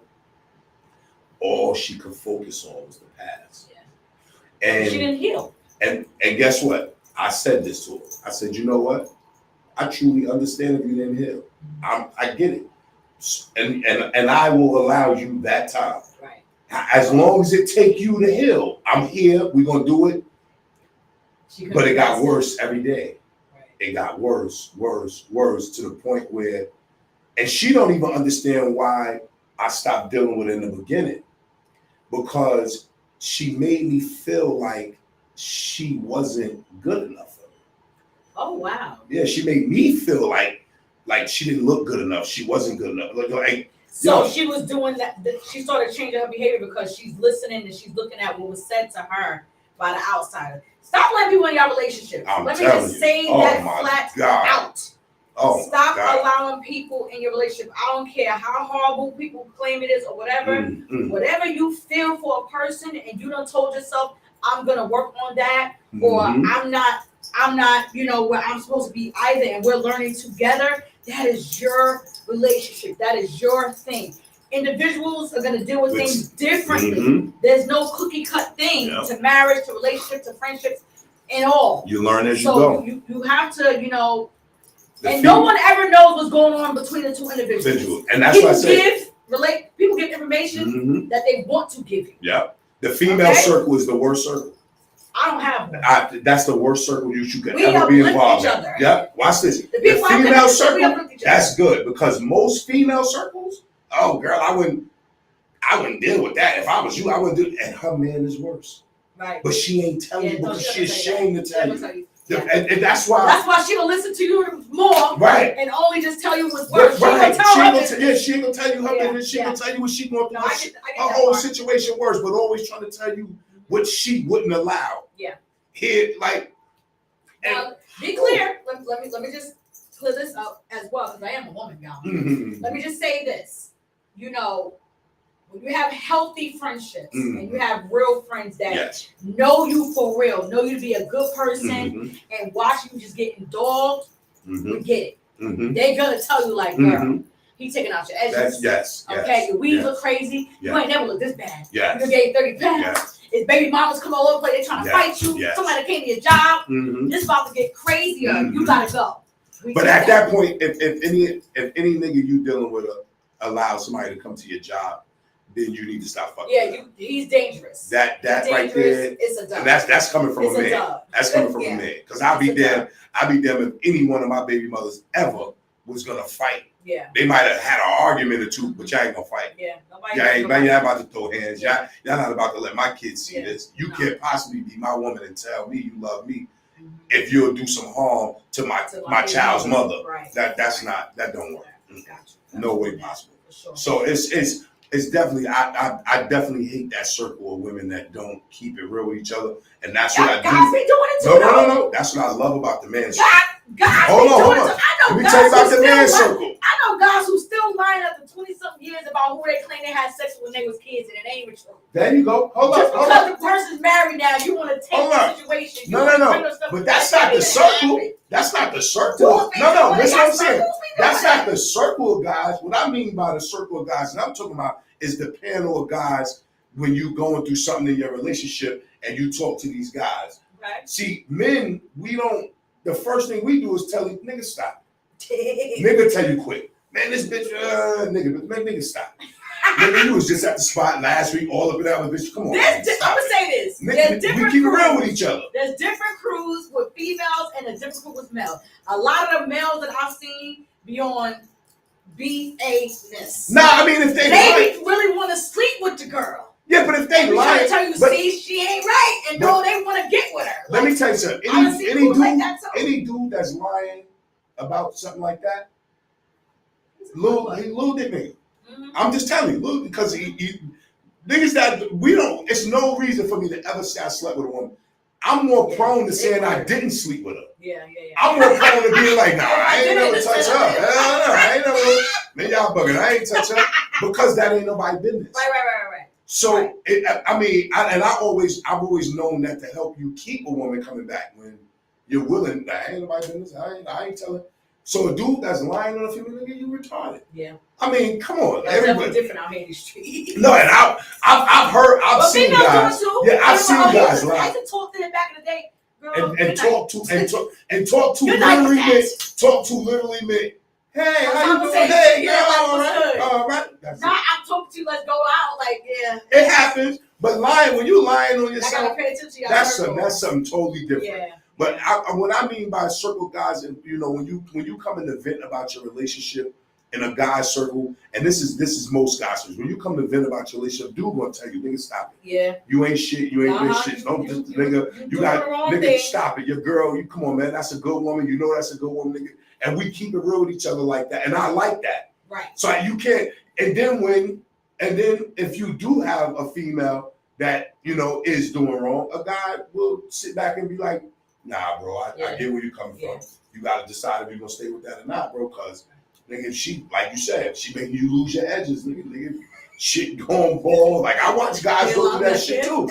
I watch some guys go through that shit, too, and you want to, you don't really want to be the bearer of bad news, but you also want to tell your man, yo, bro, that shit ain't for you, bro. Yeah. It ain't right. It ain't working out. Listen, you going to be a good friend. First of all, if you're gonna be speaking to your friends about things connected to relationships and life changing, because relationship is life changing. Yes, it can ruin you. The wrong relationship. It's people that I know that went through heartbreak. They have never been the same.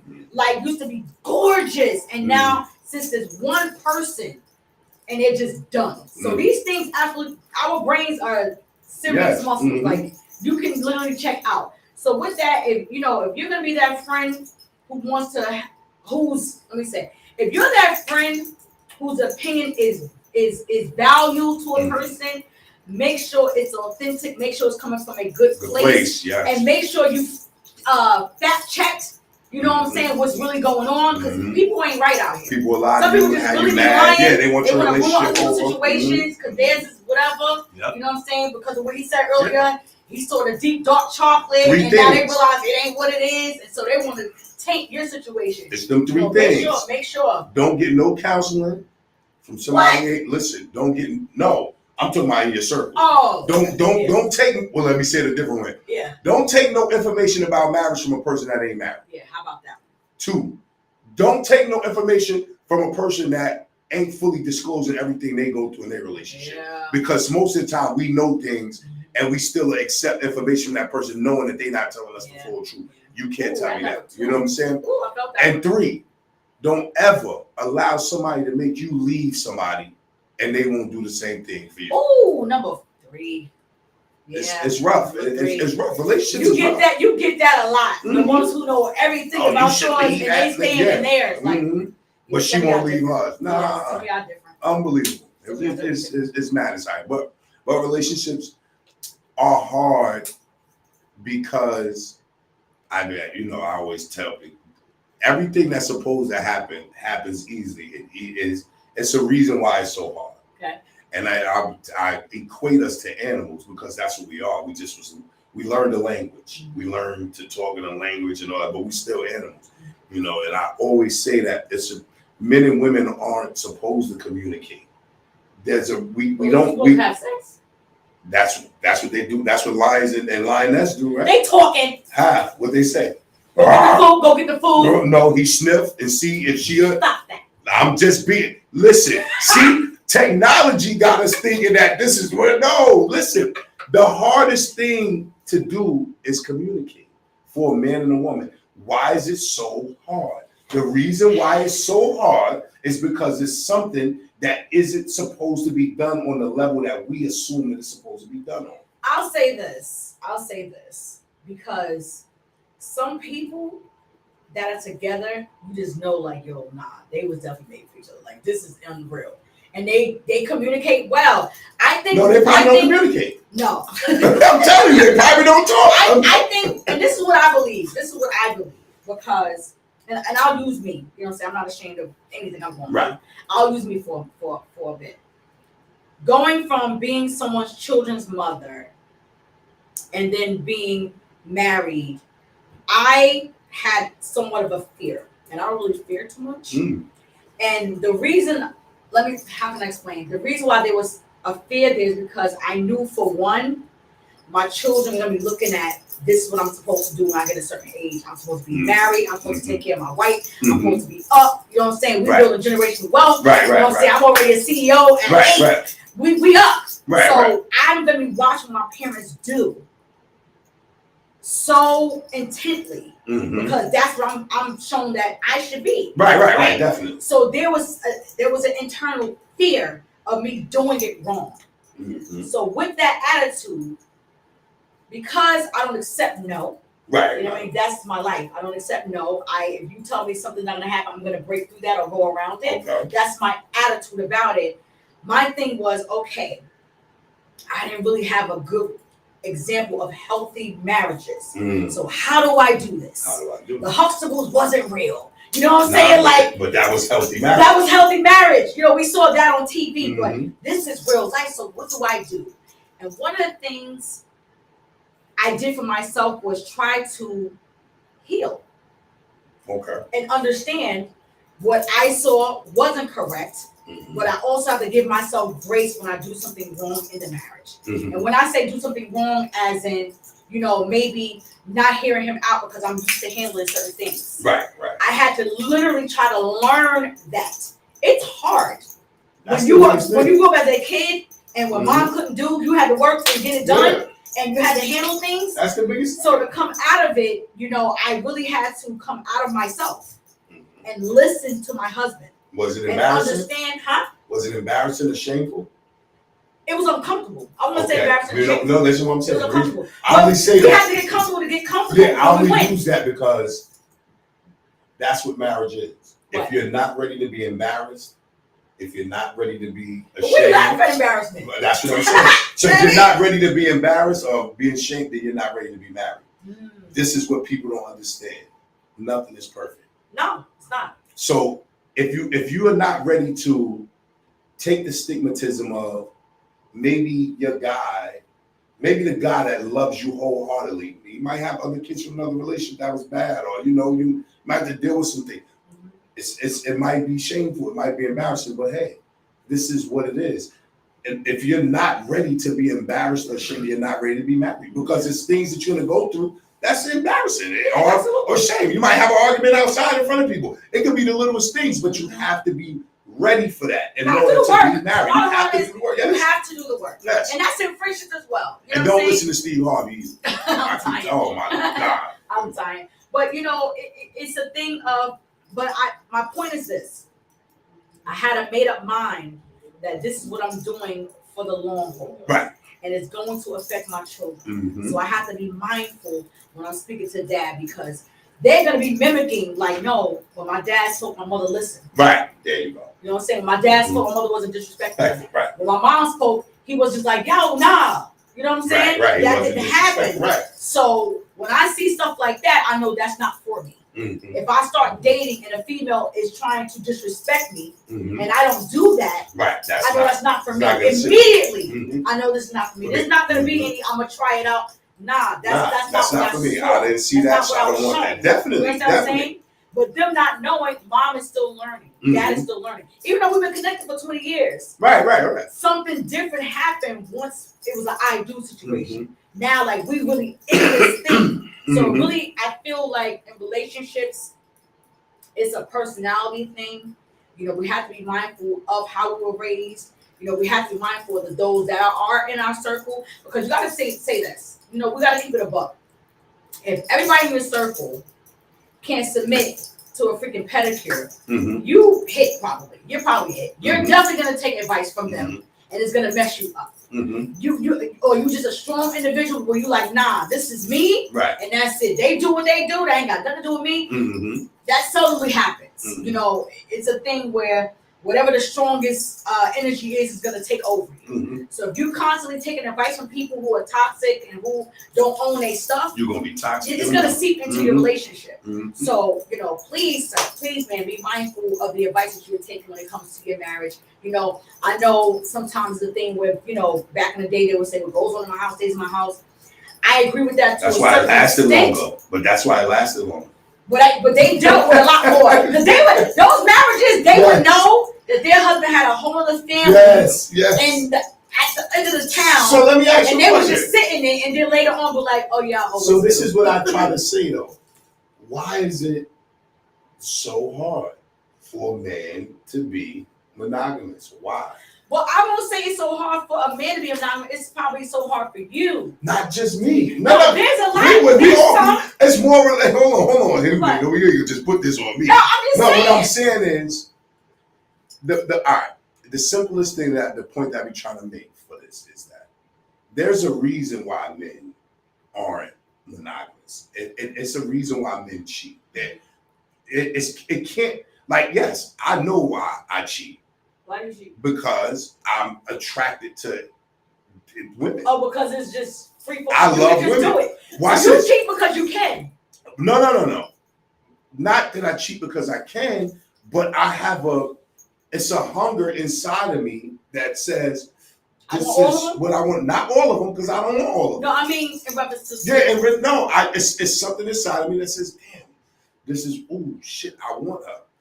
And it might not be but for a week. So I'm not saying and I'm not saying it to be like, this is, I know the ones that I want to have a long relationship with. And I also know the ones that are just for the moment. You know what I'm saying? So, but why is it so hard for a man not to cheat? Think about that. There's a reason why.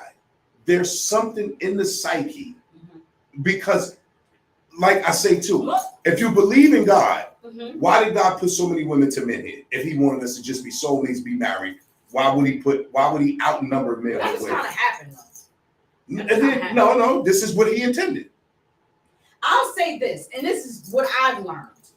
This is me, y'all. The dudes I've talked to, because I like to understand people. Right. A lot of the guys that I would converse with in reference to cheating and things, they will always charge it to, well, she did this and she did. Nah. But watch this. One of the other things I always my observation would be, they all went through something when they were younger. Connected to a girl.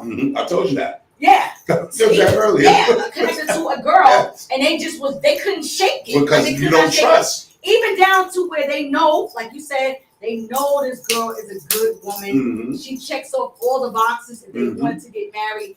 And they basically basically you're wasting her time because you want her, because she's a good woman. You don't want nobody else with her. Right. At the same time, you don't want to give her what she needs, which is just you. But why? So why does she need just me? It's not fair. So that's what you want. Why? Why does that have to be a woman? Nobody can explain that. See, you can't even, as a woman, you can't explain why you just want this one man. Why? Oh, wait, because I love him? Why? He's all I see when I love him. Why? Why do I love him? No, what I'm saying is some things are unexplainable about relationships. Gotcha. Right? Gotcha. And who told us that we just had to be with one person? I'm not saying that they're not human beings that, want to be with one person, men or women, they have. I'm not saying that they're not, right? But maybe that is them. I think that we are putting a stigmatism on everybody and saying that, he should just be with one woman. And every man ain't made for that. Every man wasn't built for that. Because you got some men that can't have kids. You got some men that don't have good sex. You got some men that do. You have some men that's providers. You got some men that don't provide. You got some men that know how to love. You got some men that know how to communicate with women. Mm-hmm. You understand what I'm saying? Then you got some that don't at all absolutely know how to communicate. So who's to say that that's what it's supposed to be? I think that women have to pick the man. When they pick the man, they have to know that that's the one that could be one. Or if you're a woman that understands that this is the man you want to be with for whatever reasons, this might be what he might do.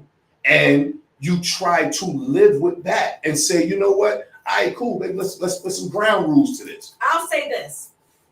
One of the things we didn't mention thus far, which is interesting, because now as you said, I just realized we didn't mention this. Okay. Some people are just liars also.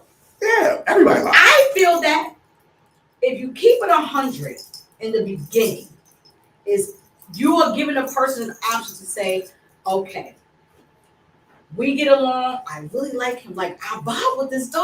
Mm-hmm. But he told me he likes people with other women. Mm-hmm. Either I'm going to deal with that or I'm not. Right.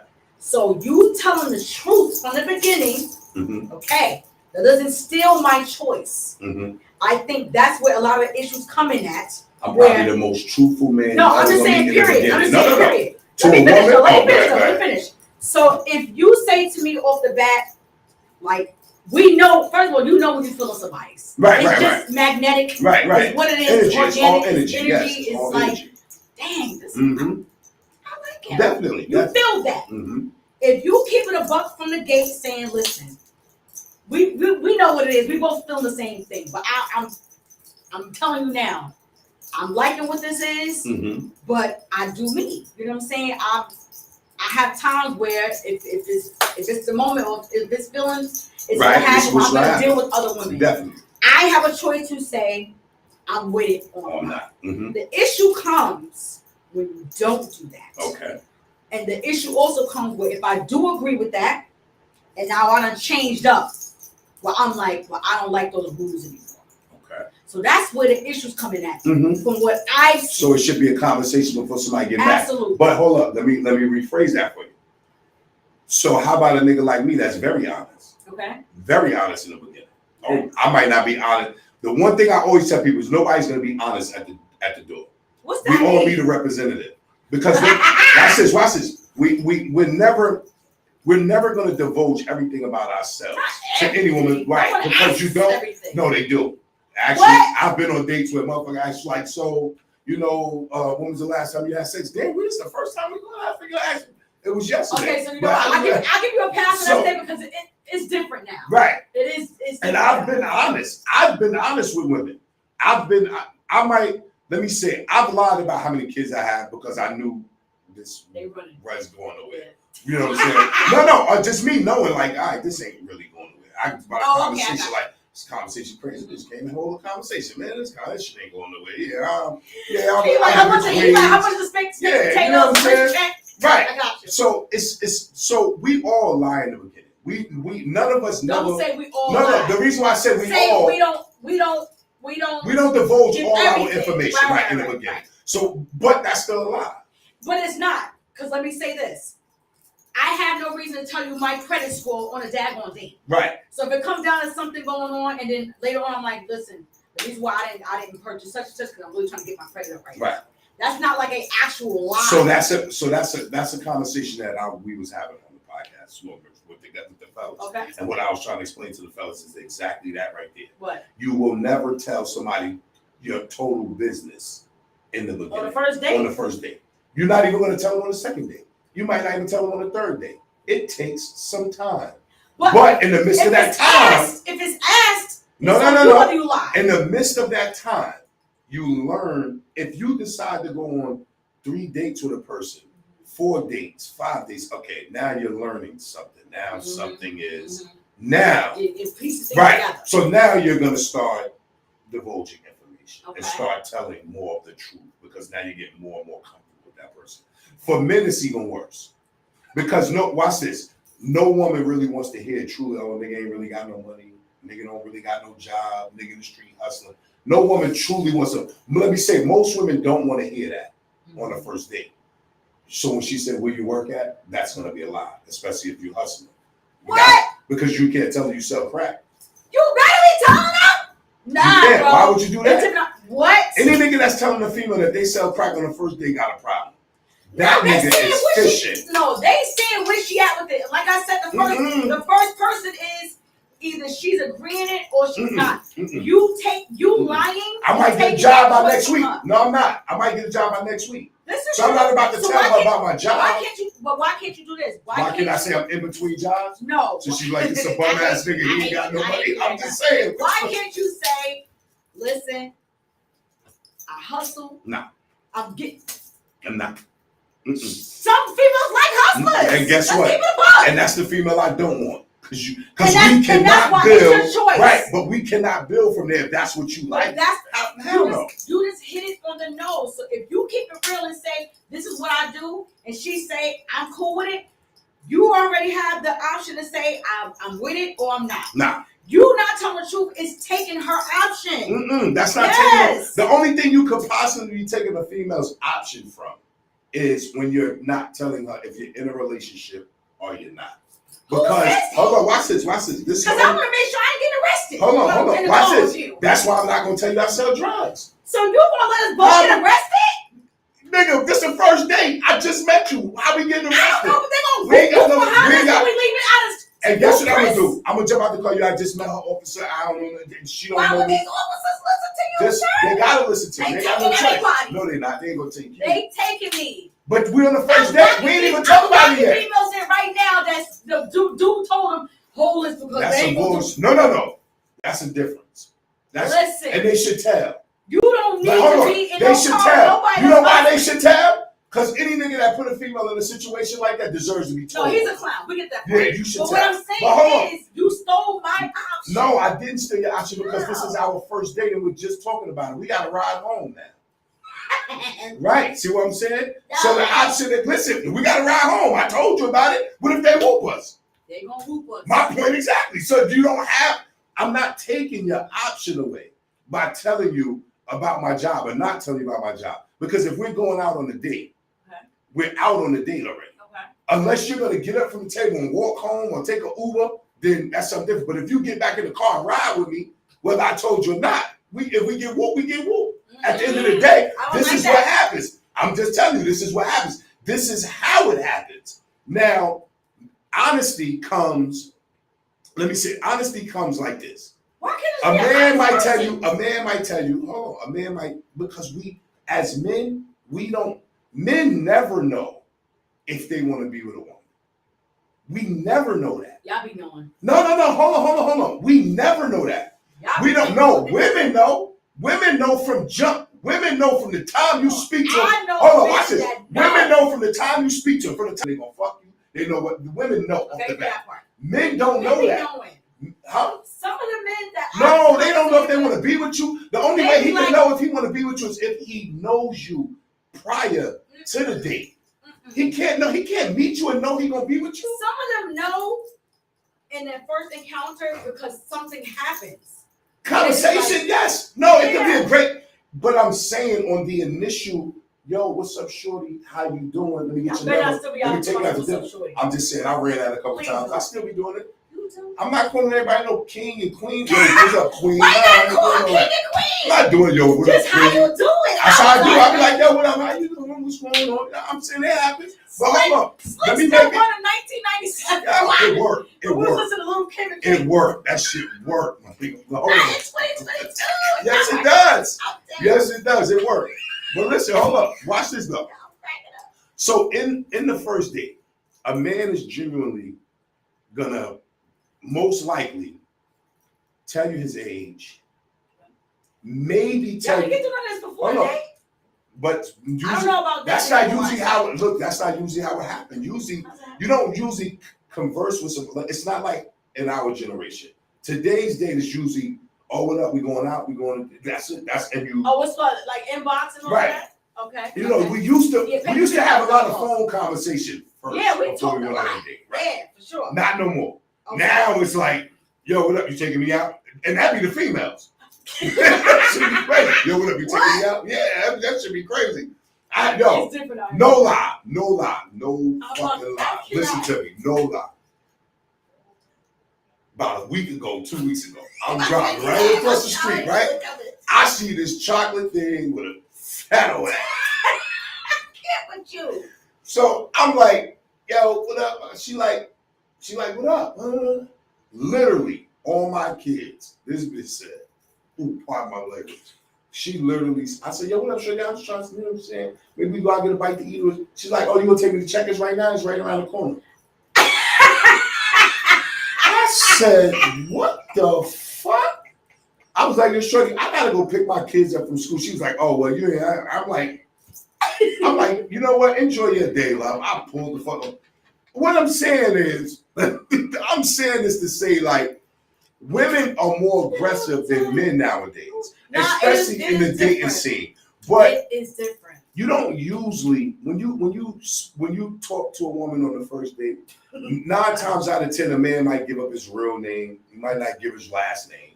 You know what I'm saying? Because he don't know where it's going. He might say, yeah, I'm from such. So nigga might be lying about where he from. Because you don't. Because niggas lie about where they from because they don't want people to know you. Ooh. Okay, now watch this. That was interesting. You know, most relationships last when the female is from somewhere where the guy's not from. You think so? Yeah. I'm gonna tell you this. They last longer. It's a crew of us that used to deal with a few Queens dudes, and I remember one was so aggravated with all of us. It was like, yo, y'all just like niggas from Hempstead, like y'all only like niggas from where y'all from. And I laughed because it was true. They was fine as I don't know what. They all looked good. They all had cars. Yeah. I do some Hempstead did not, but it was the truth. But most of the time, relationships last better when a man isn't from where the female is from, because if he doesn't know her background or know dudes that she dealt with, it plays better on him holding on to her. Because he can, for a man, it's like, oh, well, ain't nobody never fucking my drink from out here, so I'm good. Don't nobody know her. So what happens is in these conversations, most of the time, a man ain't gonna tell you where he's from. He gonna tell you something else. I'm sad for y'all. It's rough. A mess. It's rough. It's a mess. A man, he ain't gonna divulge. Oh yeah, I got baby mamas, and he ain't gonna do all of that. He gonna just talk to you about regular conversation because it's a first date. Okay. Now, by the 3rd, 4th date, now things are gonna start coming out because now that's where you get to make your choice. Okay. That's where the choice is supposed to be made. Sometimes for some dudes it take a little bit longer than that because what happens is sometimes on that first date, she might be lonely. They might end up screwing or whatever, doing what they do, and now.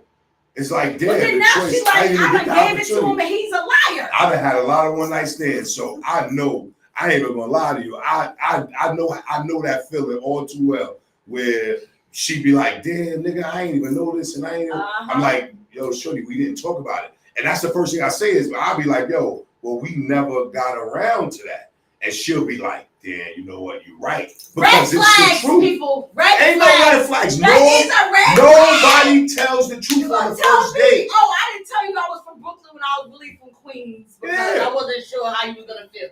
I did that plenty of times. I'm from Queens and I found out that you slept with my cousin. Niggas still be lying. Niggas be like, nah, because it worked. But it's not, we're not doing it because we don't want to be honest with the female. We doing it because we honestly don't know who she know. We hoping she don't know people that we know. Wow. We hoping she not dealing with a nigga that we know. You know what I'm saying? I'm sure that's what she was hoping as well until she realized realize you lied. No, but even when you lie, listen, I'm praying more for the relationships and for dating. Because dating should not be you taking me out. Like, huh? What dating should be? Dating should be getting to know each other. That's taking you out. Talking after you go eat. Women is not playing nowadays.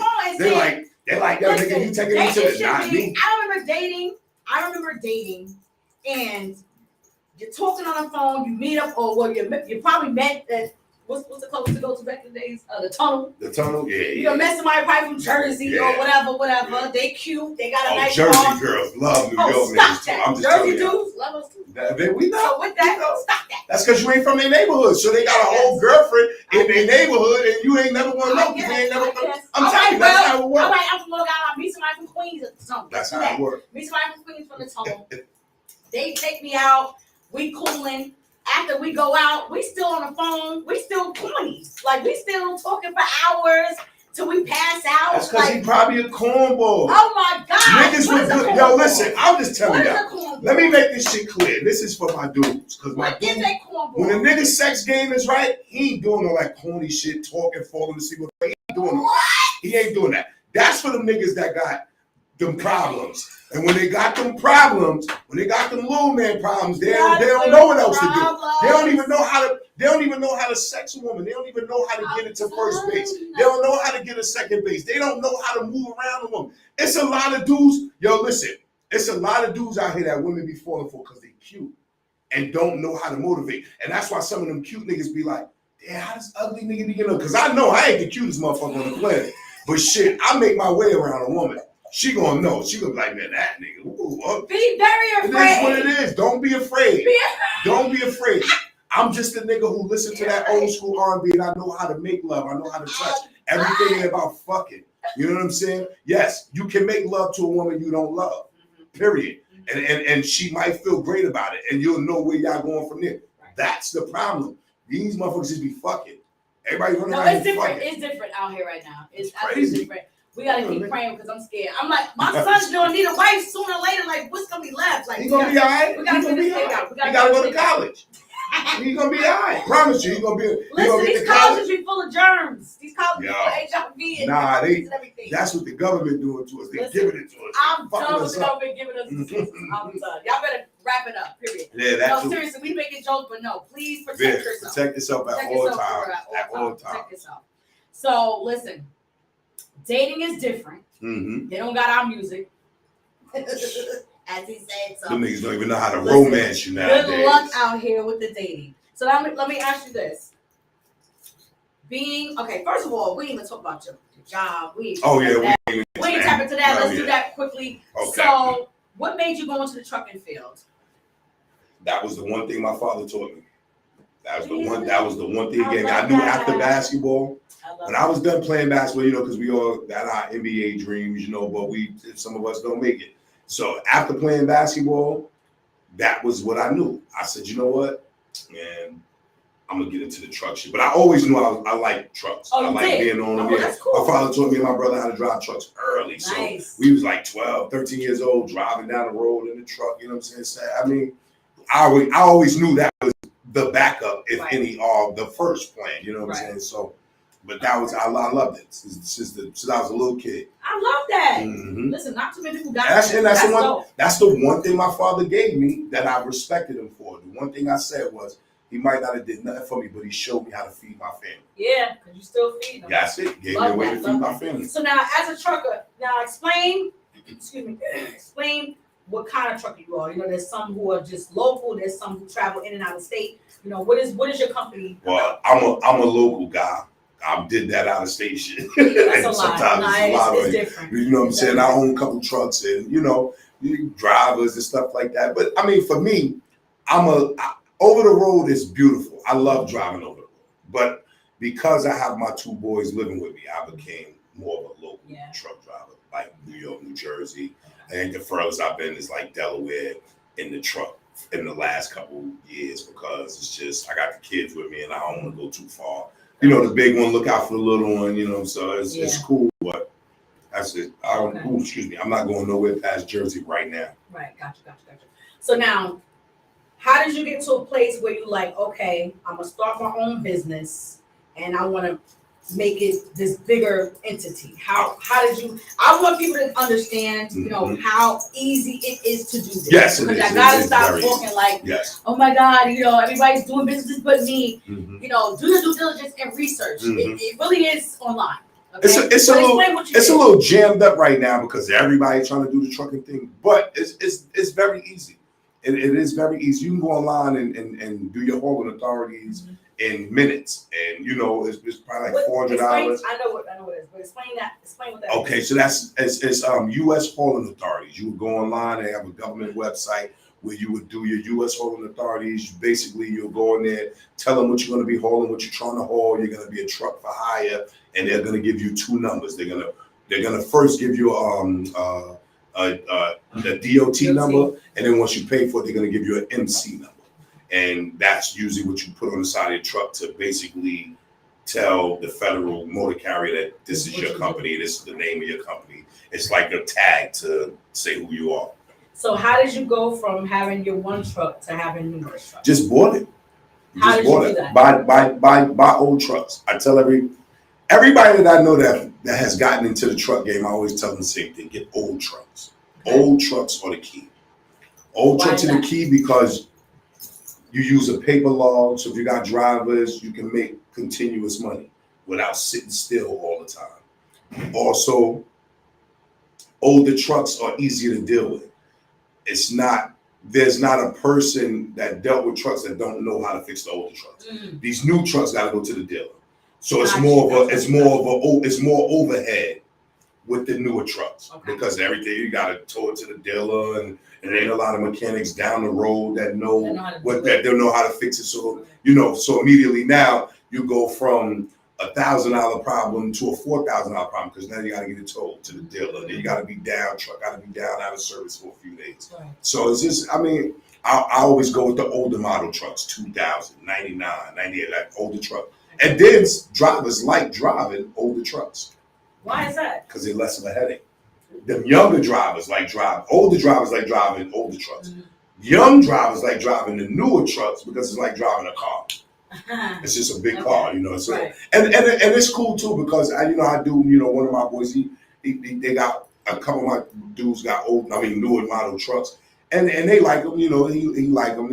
One of my guys, even one of the dudes out that I pull for, he has a newer truck, and he always be, because I'll be like, man, I ain't messing with no Volvo. He'd be like, man, but then I say, I'm gonna find one. Right. I'm gonna find one for a newer driver because they're kind of like, I don't know how to say it. It's like almost like it's easier to deal with for the newer guys. Okay. Yeah, like the older trucks is for the older guys. We understand them better. The younger guys understand the newer trucks better, even though they don't know how to fix nothing.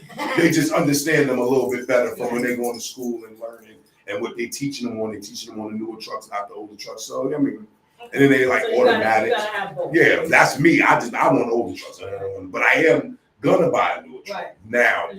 After that conversation we had, me and my boy, I'm just gonna get it. But it's easy.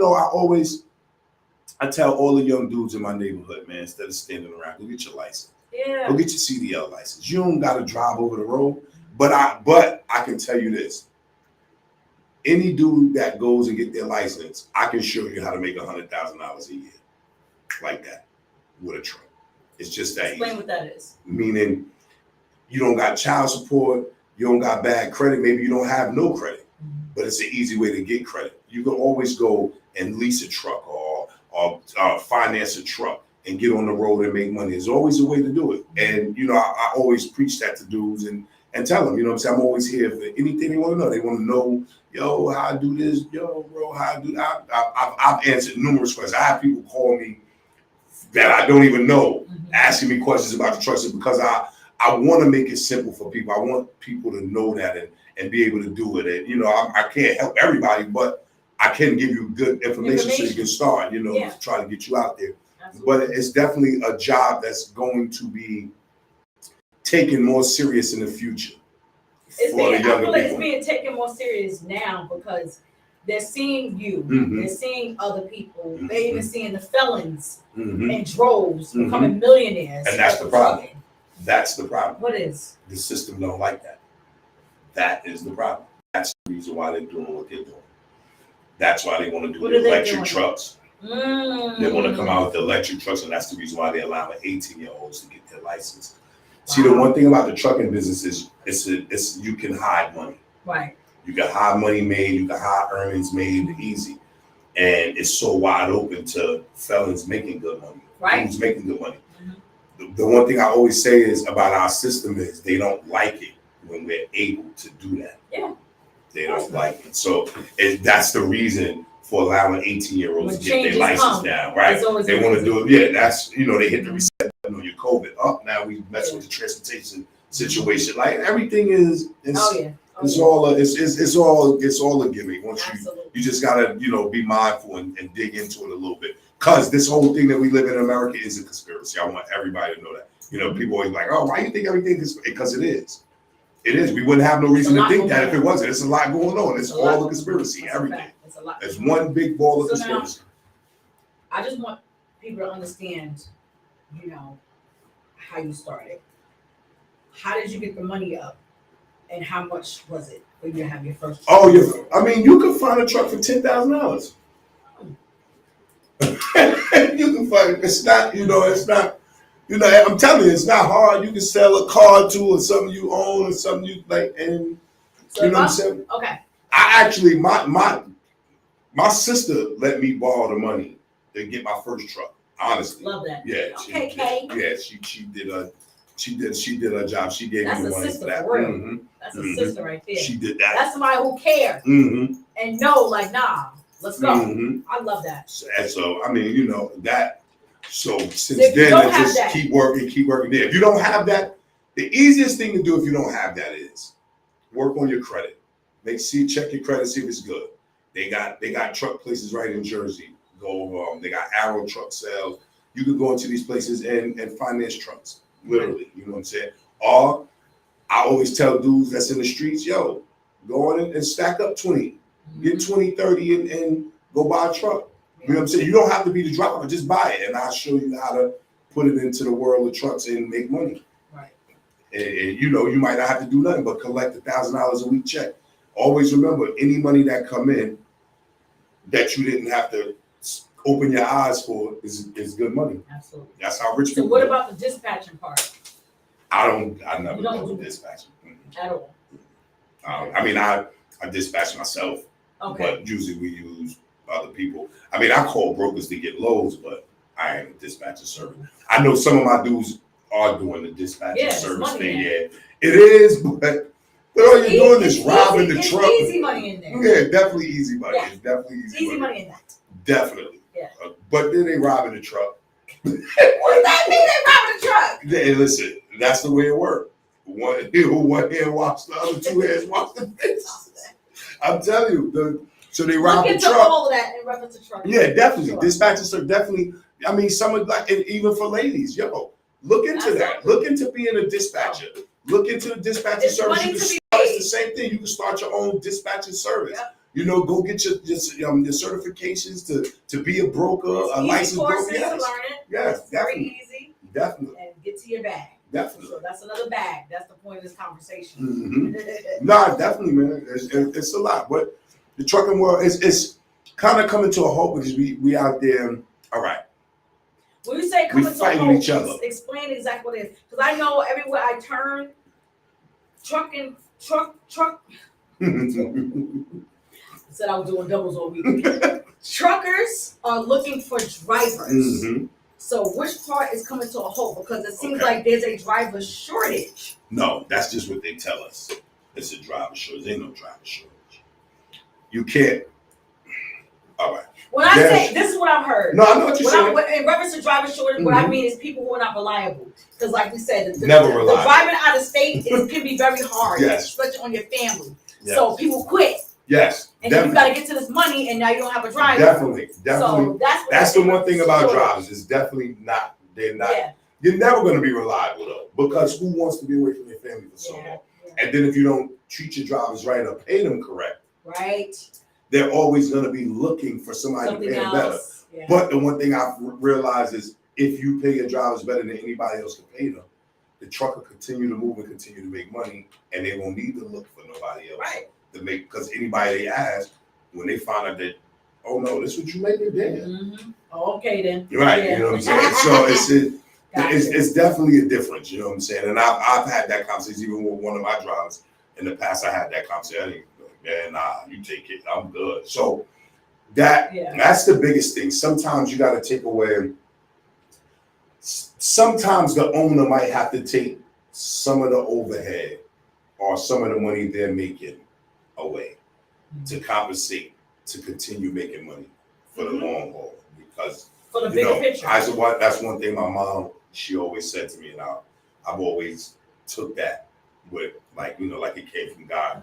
She always said it's easy to get $1 from 1 million people than it is to get $100 from 100,000 people. So it's, the course of time, sometimes, guys that some owners, they want to make so much money, but they don't want to understand that your driver might need to make just as much money as you to continue making money, to continue wanting to be in the truck, to continue wanting to drive, to continue having they got families. And the worst thing is that when you're away from your family all week long, and then you ain't making enough money to explain to your wife why you're away from your family all week long, that becomes hard too. It's a work thing. Yeah, I got that part. I feel that part. So let me ask you this. I asked all the fellas this particular question because I'm just heartbroken. Just a lot of stuff that I'm seeing on social media, on the news. I want to understand, where you guys are in reference to your heart, your mental capacity. We've been watching an influx of Black men committing suicide, killing their baby mothers, killing their wives. What is your take on that? It's horrible, but I ain't been seeing it. You haven't? What? I don't watch the news. You don't be on social media either? I do, but I'm not really one that I don't really pay attention to everything. Wow. Yes, there's been like an influx of Black men, because we know other races do it. You know what I'm saying? But we don't. So there has been like an influx. But wow. I mean, I can say something towards that because I do know that there is the timing. It's about our time now to start doing that. What's that mean? From all the hurt, all the pain, all the it's about our time. Usually that takes 100 years. So, it was their time, and I say their meaning like white folks and other nationalities, it was their time. And now it's just like our time now as Black men, because we are like to the curve. I mean, think about it. The Black man is the only man on the planet that is disrespected by his woman. Disrespected. Some of them. Let me just say, I'm just saying in general. Right, in general. We're the only man on the planet that's disrespected by his woman, disrespected by his boss, disrespected by the government, disrespected by the police, disrespected by our kids. So we truly carry a lot. We carry a lot. I'm always going to say this, not to say that some of it maybe we deserve, and I say that because where is the Black man in the community? Where are we? Yeah. Some of us stand around on the corner doing nothing. Why are we not making sure the kids are safe walking to school? Why are we not making sure we out on these football fields and basketball courts and teaching our kids? Where are we at? Yeah. Where we at? So we kind of and we can attest it to the prisons or whatever we want to say, But for the ones that are here, that are home, that where we at? Yeah. That's what my series was called. Men, where are thou? Yeah, we got where are you? Yeah, we got our whole community in the uproar, and all we keep doing is going along with it. We just keep, I'm gonna mind my business. I'm not gonna, I ain't gonna say none of this, I ain't gonna say none of that. No, we gotta, as Black men, we gotta step up to the plate too. We also have to and I'm not gonna say like I'm some perfect Black man, but the one thing that I can say about myself, for my kids, I always try to be there. I might miss this, I might miss that. Baby mothers might have an issue with this. Oh, why you ain't come here? Because I also got 2 kids that live with me that got something going on too at this time. You know, like I explained to my daughter one time, she said, Daddy, why you be missing my soccer games all the time? And I said, I'm sorry, baby. You know, Jaden is a senior. He in his last year of high school, and his football games are on Saturday when your soccer games are going. Wow. And it's hard, you know, like I said, some little, like, they don't understand that. Young kids don't understand it. And it's hard to explain to your daughter that, you know, I have to miss your game to see him because we're not going to ever get to see him do this again. But you're still going to be in school. I'm going to be able to see you play soccer again next season. You know, if God allows. But it's hard. Oh, that's hard. It's definitely That's hard. hurt my little feelings. And you know what's crazy? Dang. Because I think these are some of the problems that I have with my kids' mothers. But that's the one thing I respected about my mother. My father wasn't there just because he didn't want to be there. I'm here. I'm not there because I'm trying to be there for another kid or another kid. When you had kids by me, you knew that I had other kids. You know what I'm saying? Okay. Right. When you had kids, you knew I had kids. That's what I'm saying. The kid can't be with all his kids. Yeah, right. You can, but there is a way. There is a way. There is a way for it to work. There is a way for you to explain to you that, oh, don't worry about it, baby. Mommy got you. You know they're not going to care. Daddy will be here next week. But that's the problem. What? And that's why men are killing themselves. I saw you did that. I'm just saying that's the problem. That's why you got men. But it's the behavior too. Yes, you gotta call a spade a spade. It's always going to be behavior. You spreading it around. Yeah, it's always going to be behavior. Kids, the kids don't have to accept that you missing the game. You think I wanted to have? No, I know you don't want to. You think I want to have all these kids? Hold on, let's be clear. Yes, I do. Let's be clear. You think I wanted all these kids by these women? Am I being punked? No, you're not being punked, but I see. This is the first. This is the first thing we got to touch on. Let's touch it. I've been lied to. Ooh. Yes, I've been told. Oh, I'm on birth control. Oh, I can't have no more kids. See, I don't touch that. I don't touch that because I'm happy for my children being here. But the problem that gets me for the mothers, right? Why I got to take the bad rap when you knew? Thank you for that. What you understand what I'm saying? I'm gonna apologize, basically, because I didn't ask. So thank you for saying that. Yes, I love my kids. These things absolutely do happen. Let me say that. These things absolutely do happen. Man, listen. You can't control. This is why I speak. This is why I speak. So this is why I can attest to so many things with dealing with relationships because I done been through them all. Right. And I tell people that like I've dated friends that had kids by me. Oh. And knew that I was dating them. Yeah. They knew that I was dealing with both of them. Mm-hmm. Had kids. Their aunt and uncle got married, and they don't even know their brothers and sisters sitting at the wedding because you so ashamed of what you did and how you did it, right. And you made the little boy dislike me, not knowing that his father wanted to come get him every summer. But you tell his father, "Oh, my mother and father don't want to let him go." What do I have to do with your mother and father? They got their kids. They raised their kids already. See, it's little things like that I deal with. But I deal with that as a man. Man, if I was a weak minded, I would have been went crazy. Because I deal with so much bullshit. And you know, I got that. My 17-year-old son looks at this shit. Me and my oldest son beef. Yeah. Because your peoples won't keep it real with you. Right. Somebody even went and told him that I ain't never do nothing for him. What's wrong with you, boy? But what can we do? Right. What can we do? It's so many middle intervals that's this, that, and third. When you got people around you telling you every time you have this conversation with me, you got people around you telling you, man, you bugging. What's wrong with you? Bro, all your father did was make sure you was good. He took care of your brother and your sister. That wasn't his job, but you know what? He tried to help, you know what I'm saying? But when you have a battered or bitter relationship, if I always say that, and that's why I respected my mother so much. No matter what my father didn't do, my mother never battered him. She never said, "Oh, your dad ain't shit." No matter how mad she was, or mad at him, or whatever, she never once said, "Right," or hurt, right, or hurt. Yeah, be hurt. When they child lie to. Yes, mothers be hurt. Yes, definitely. And she never. Just don't do it. Right.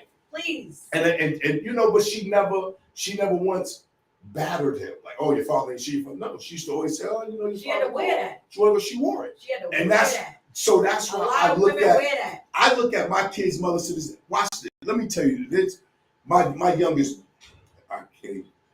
I have a daughter. Her mother, I don't even get to see my daughter. I don't get to see my daughter, but my son lives with me. We have a 17-year-old together and a 9-year-old daughter. That's a 10-year-old daughter, right? My 17-year-old son with this woman lives with me. My 10-year-old daughter, I don't get to see. My 10-year-old daughter barely calls me. You understand what I'm saying? Watch this. My 10-year-old daughter, I guess they don't live in New York. I don't even know, right? What? Watch this. I guess they live out of state. She'll come into town and won't drop my daughter off to me for the weekend, but she'll take my daughter to my friend's house and let her go play with his daughter. Not that I have a problem with that. You know what I had to tell my homeboy? I said, bro, you don't even know how she using you as a pawn. I'm not mad at you, but she using you as a pawn because she's still bitter. She's bitter. You should say something. And she's married. I don't know what's happening. Right. You understand what I'm saying? This is what's crazy. This is a nervous laugh. Yeah, this is what's crazy. This is what, listen to me. As a man, this is what I go through. But I keep moving every day. Like, it is what it is. You gotta wear it. Yo, my daughters, I be so mad when it comes, because my daughters are going to be different to me than my sons. My sons are going to grow up and go their own way. My daughters are going to be like, man, let me go check on my father. You know what I'm saying? You know this. I haven't spoken to my two daughters in about 2 months. Month and a half, whatever. I ain't spoke to him since April. Why? I text him every day. Look. Why we, so you can see it for yourself. I text him every day. This is a group text with my daughters. This is my oldest daughter, my 16-year-old responded, right? She responded. My other two daughters didn't. Look, my 16 responded. This is me texting every day. What that say? Hey, my babies, I love y'all. I'm getting no response from my two daughters who phone bill I pay. You understand what I'm saying? But this is what I go through as a father. So that's why I be like, some of these fathers, they deserve everything they get. I got you. They deserve everything they get. But I go through this on a daily basis. Why? I don't even know why you done block my number from my daughters. I don't even know why. You know what my homegirl told me? I would just show up at the crib. No. Because I feel like that's too much. That's too much control. You're giving me too much control. And then, you know what? I might show up angry and something else. I'm not even coming over there. I'm good. I'm not going through. Yeah, I'm not going through that. You know what I'm saying? But this is the type of stuff I deal with. My daughter ain't called, my 10-year-old daughter ain't called me in 6 months. She called me the other day because 6 months? Watch this. She called me the other day because my sister is having a get together for the 4th of July at her house. And my baby mother wants to go there with her husband. So my daughter called me and said, hey dad, how you doing? I miss you, I love you. Are you going to Auntie K's house for the 4th? I said, no, tell your mother she can go. Wow, you knew what it was about. That hurts me. Okay. Yeah, bro, this is what I'm telling you. So listen to me. I go through this as a man. I got a 21-year-old son who I don't talk to. Why? Because he thinks I don't give a fuck about him.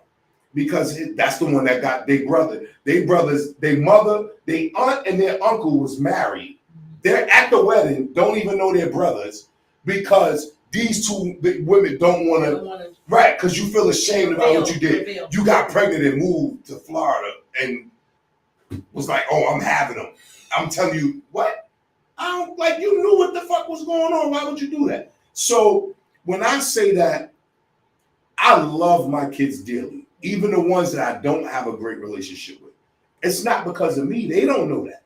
One day they're going to get older. I hope they come looking, and I hope the other kids tell them, nah, daddy wasn't like that. Right.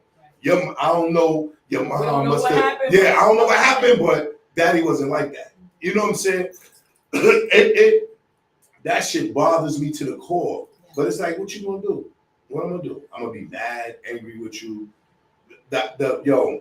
My 12-year-old daughter, remember I told you she's mad, book smart? She knows everything.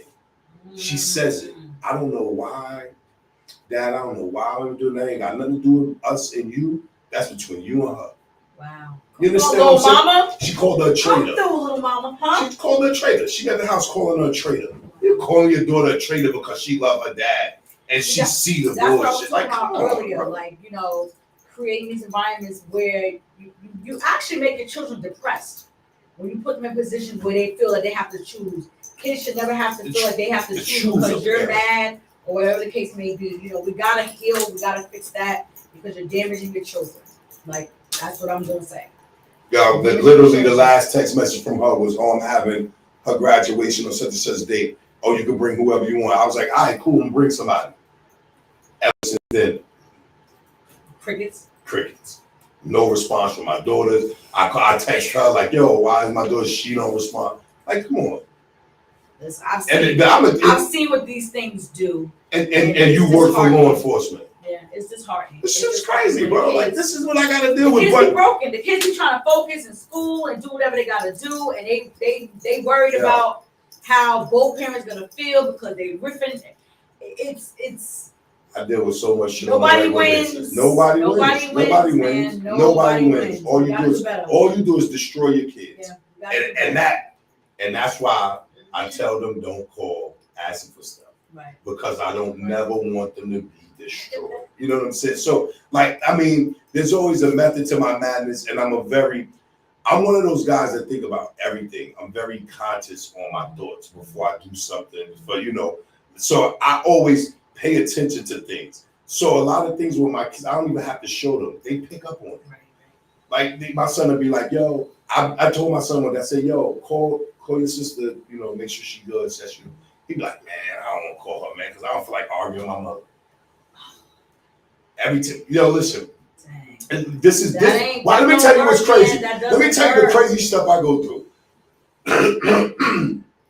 So where I live at, all your kids gotta be on your lease, right? So they need all this stuff, right? School, where they going. All right. I called this woman. I'll show you the text message. Don't just You know why? Watch this. You know why I gotta do this? Because so you'll know. Because it's so many people that don't know that you know. But when these women be talking, listen, I done seen it all. Okay, trust me. Just look at this shit. I want you to see this so you see. I text this woman and say, yo, I need his birth certificate. Tell me what happened. I mean, tell us what happened. We online. Oh yeah, you're right. Oh, let me tell everybody what happened. All right, so I text her and was like, yo, I need his birth certificate and his social security card, so I can do it for the building. Now, let me just give you a further thing what I was doing with this. Okay, so my son is about to go to college, so me and her didn't have to worry about either one of us putting his student loans under our name or whatever. Mm-hmm. I was trying to start him. I was going to attach him to my credit so his credit would be good. Yeah. And he could do whatever he needed to be responsible for his own stuff. Watch this. Mm-hmm. So I called her and asked her for her. I'm like, yo, texted, yo, I need Jada's birth certificate and social security card. I already told my son what I was doing, so he was like, all right, cool, Dad. That's cool. That sounds cool. Okay. So she doesn't respond. Never responds. You claim them on your taxes. What you're gonna do is, this is what she was thinking that I wanted to claim them on my taxes. Boy. But watch this. My son has been living with me for 5 years. You've been claiming him on your taxes. I'm asking you for his paperwork to give it to the building and plus to do what I need to do for him to prepare for college. But you don't want to give it to me. Why? He doesn't live with you.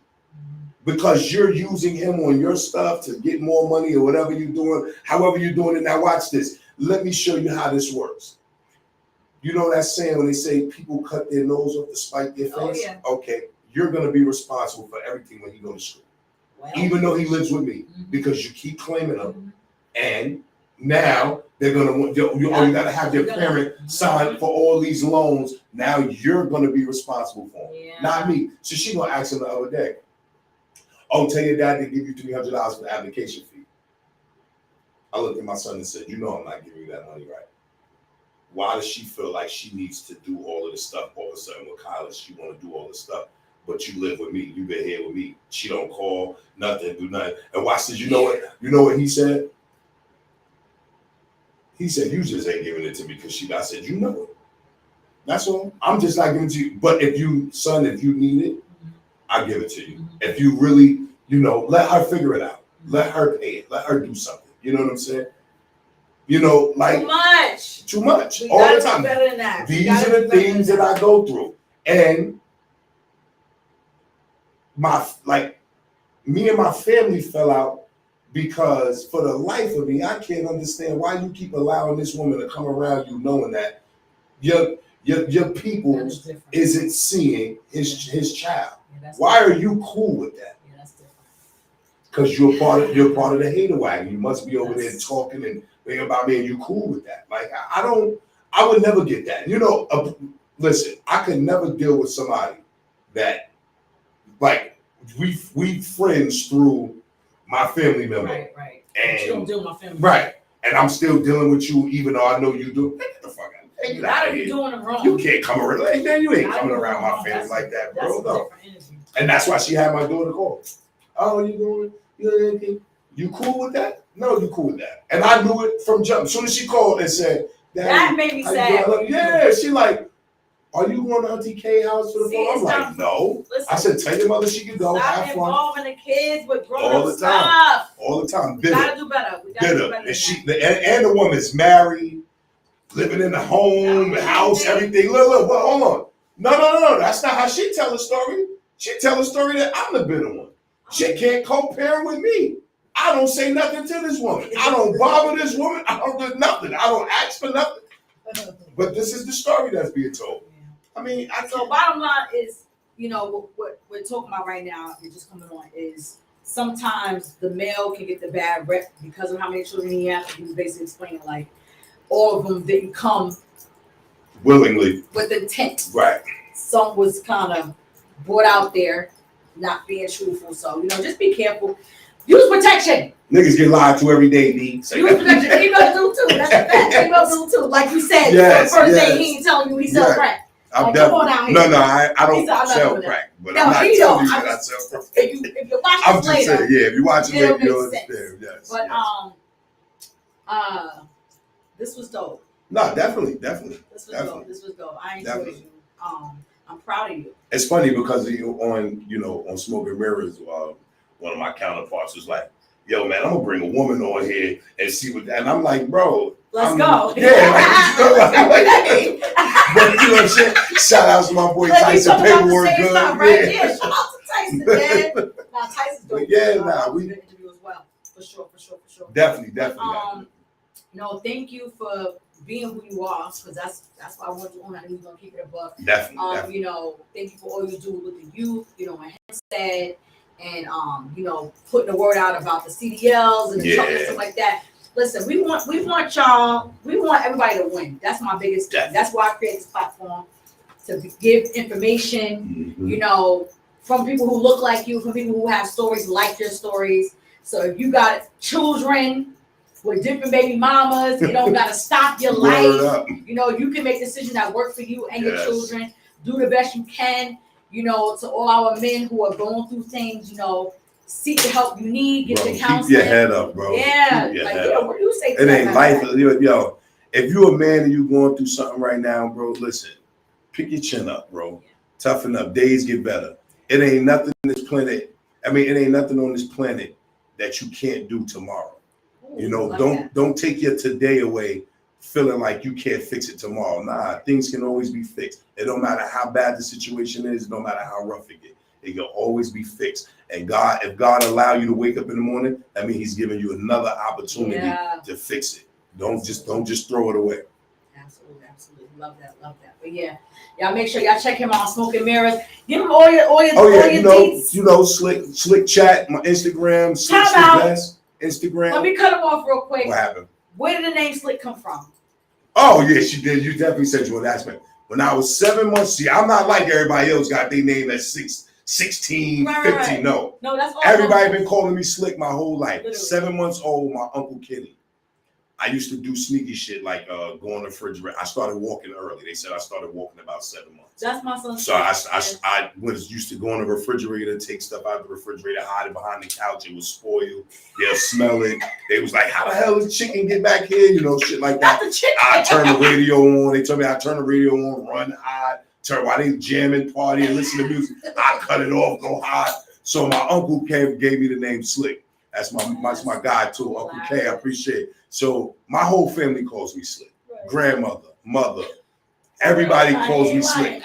People don't even know my real name. I really don't be wanting to give it up. But it's true. If you grew up with me, the only thing you know is Slick. People that don't even know my real name. So I mean, I didn't get that name when I was 16 years old. Right. That name was birth. So it's really, I need to really name myself that. I need to put down my birth certificate. That's hilarious. Because I had it for a long time. Nah, he ain't lying. Like, real talk. And you see, I asked him about putting the government name on the flyer. He said, Slick. Yeah, and I bust out loud. I said, I knew he gonna say you Slick. Man, that's it. Everybody know. If I told yo, if anybody asks you who I am by my real name, and you tell them my real name, I'm like, who the hell is that? They ain't gonna know. They gonna know about Slick. Oh yeah, Slick. My like, I used to play ball. Yeah. Slick. I'm telling you, I was instant. I knew he gonna say that. I was cracking up laughing. Definitely not the government. I got you. That's dope. Yeah, dope. Man. Life is, and I will definitely want to give you a shout out too for what you're doing, because all these platforms are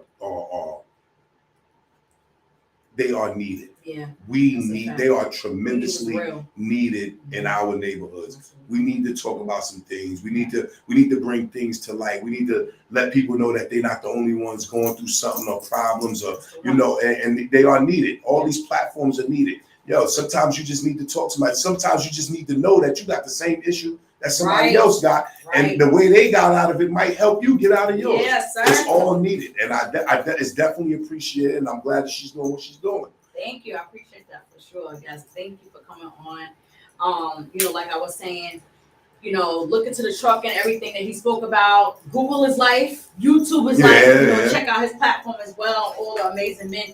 He got some dope people on there. Yeah, we be getting it in too. We be getting it in. Yeah, they get it in. It was my man LA. It was his idea, and he brought us along with it, and we appreciate it. I appreciate it. I like it. I talk anyway, so that's my shit. But I'm more of the relationship type of cast, because I done been through it all. But it's definitely, and it's growing and growing, and that's what we want. We want to see everybody winning, man. This is what life is, man. Absolutely. This is what it is. But give them the details again. I'm sorry, I had to cut you off. Slick Chat, Instagram Slick Chat, Instagram Slick's the best. Also, Smoke and Mirrors Podcast, YouTube. Come subscribe and follow us, man, and get with the program. That's it. Absolutely. Talking real talk. Definitely. Real talk on these platforms. I'm telling you. And like you said, we gotta please support the YouTube pages, the Spotify's, whatever. You see people doing their thing. It don't hurt nothing. It don't hurt. It really, I promise you, it don't hurt you. It don't hurt you. We support Gucci. People. Yeah, how about that? Hello. We support. Let's support each other. Let's support each other. Let's put each other out there. Yes. Stop hating. Yes. You know what I'm saying? If you need help with something, ask questions. Everybody not out here trying to hurt you. I don't even care. Keep hating, because even hate is talking about me, and you put me keep doing it. Yeah, you know what I'm saying? Or what they say, all publicity is good publicity. That's it. That's a fact. But yes, subscribe to Smoke and Mirror. Subscribe to How My Collection Podcast. Thank you so much for everyone who joined tonight. Leave a comment, share this live, do whatever you need to do, but put it out there. It was nothing but jewels on tonight. I enjoyed myself, but I learned some things. I'm going to keep praying for y'all that's dating right now. Okay? Thank you, honey. I'm so glad we're married now, because the devil is a liar. Damn. It's scary out here. I'm looking at Diddy. I'm looking at Diddy and homegirl. I said, we're different out here. Diddy said, so we together. She's beautiful too, Diddy. She's gorgeous. Nice and boy, you got you a good one, Diddy. Better stay with that. She's a pretty lady. Yes. But listen, we gotta do better. And reference to the parenting, listen, like from my heart, y'all, we gotta do better. Definitely. It's about our kids. We gotta think about our kids more than we think about ourselves. So when you're making statements, when you're texting, when you're conversing or whatever, think about how they're gonna feel. If what was said What was said is repeated to them. How they're gonna feel. Your children love both of you at the end of the day. I don't care how bad of a parent you are. Children love their crackhead mamas. That's their mama. Let them do what they need to do. Build relationships so your children can be okay. You need to heal. Listen, get therapy. Have real conversation with somebody who's mutual, who ain't, taking sides, that can actually hear so they can actually tell you what they get from you telling them what has happened to you. And always some remember, of us are actually broken. And always remember, that brokenness on. As parents, you gotta change that. If the most important thing is your child, and if we both agree that the most important thing is for our child, then why are we arguing? Right. We gotta do better than that. We gotta learn how to communicate and do better. Yeah, that's where we at with this thing. But yes, thank y'all for coming on tonight. Good night. Good night. Peace.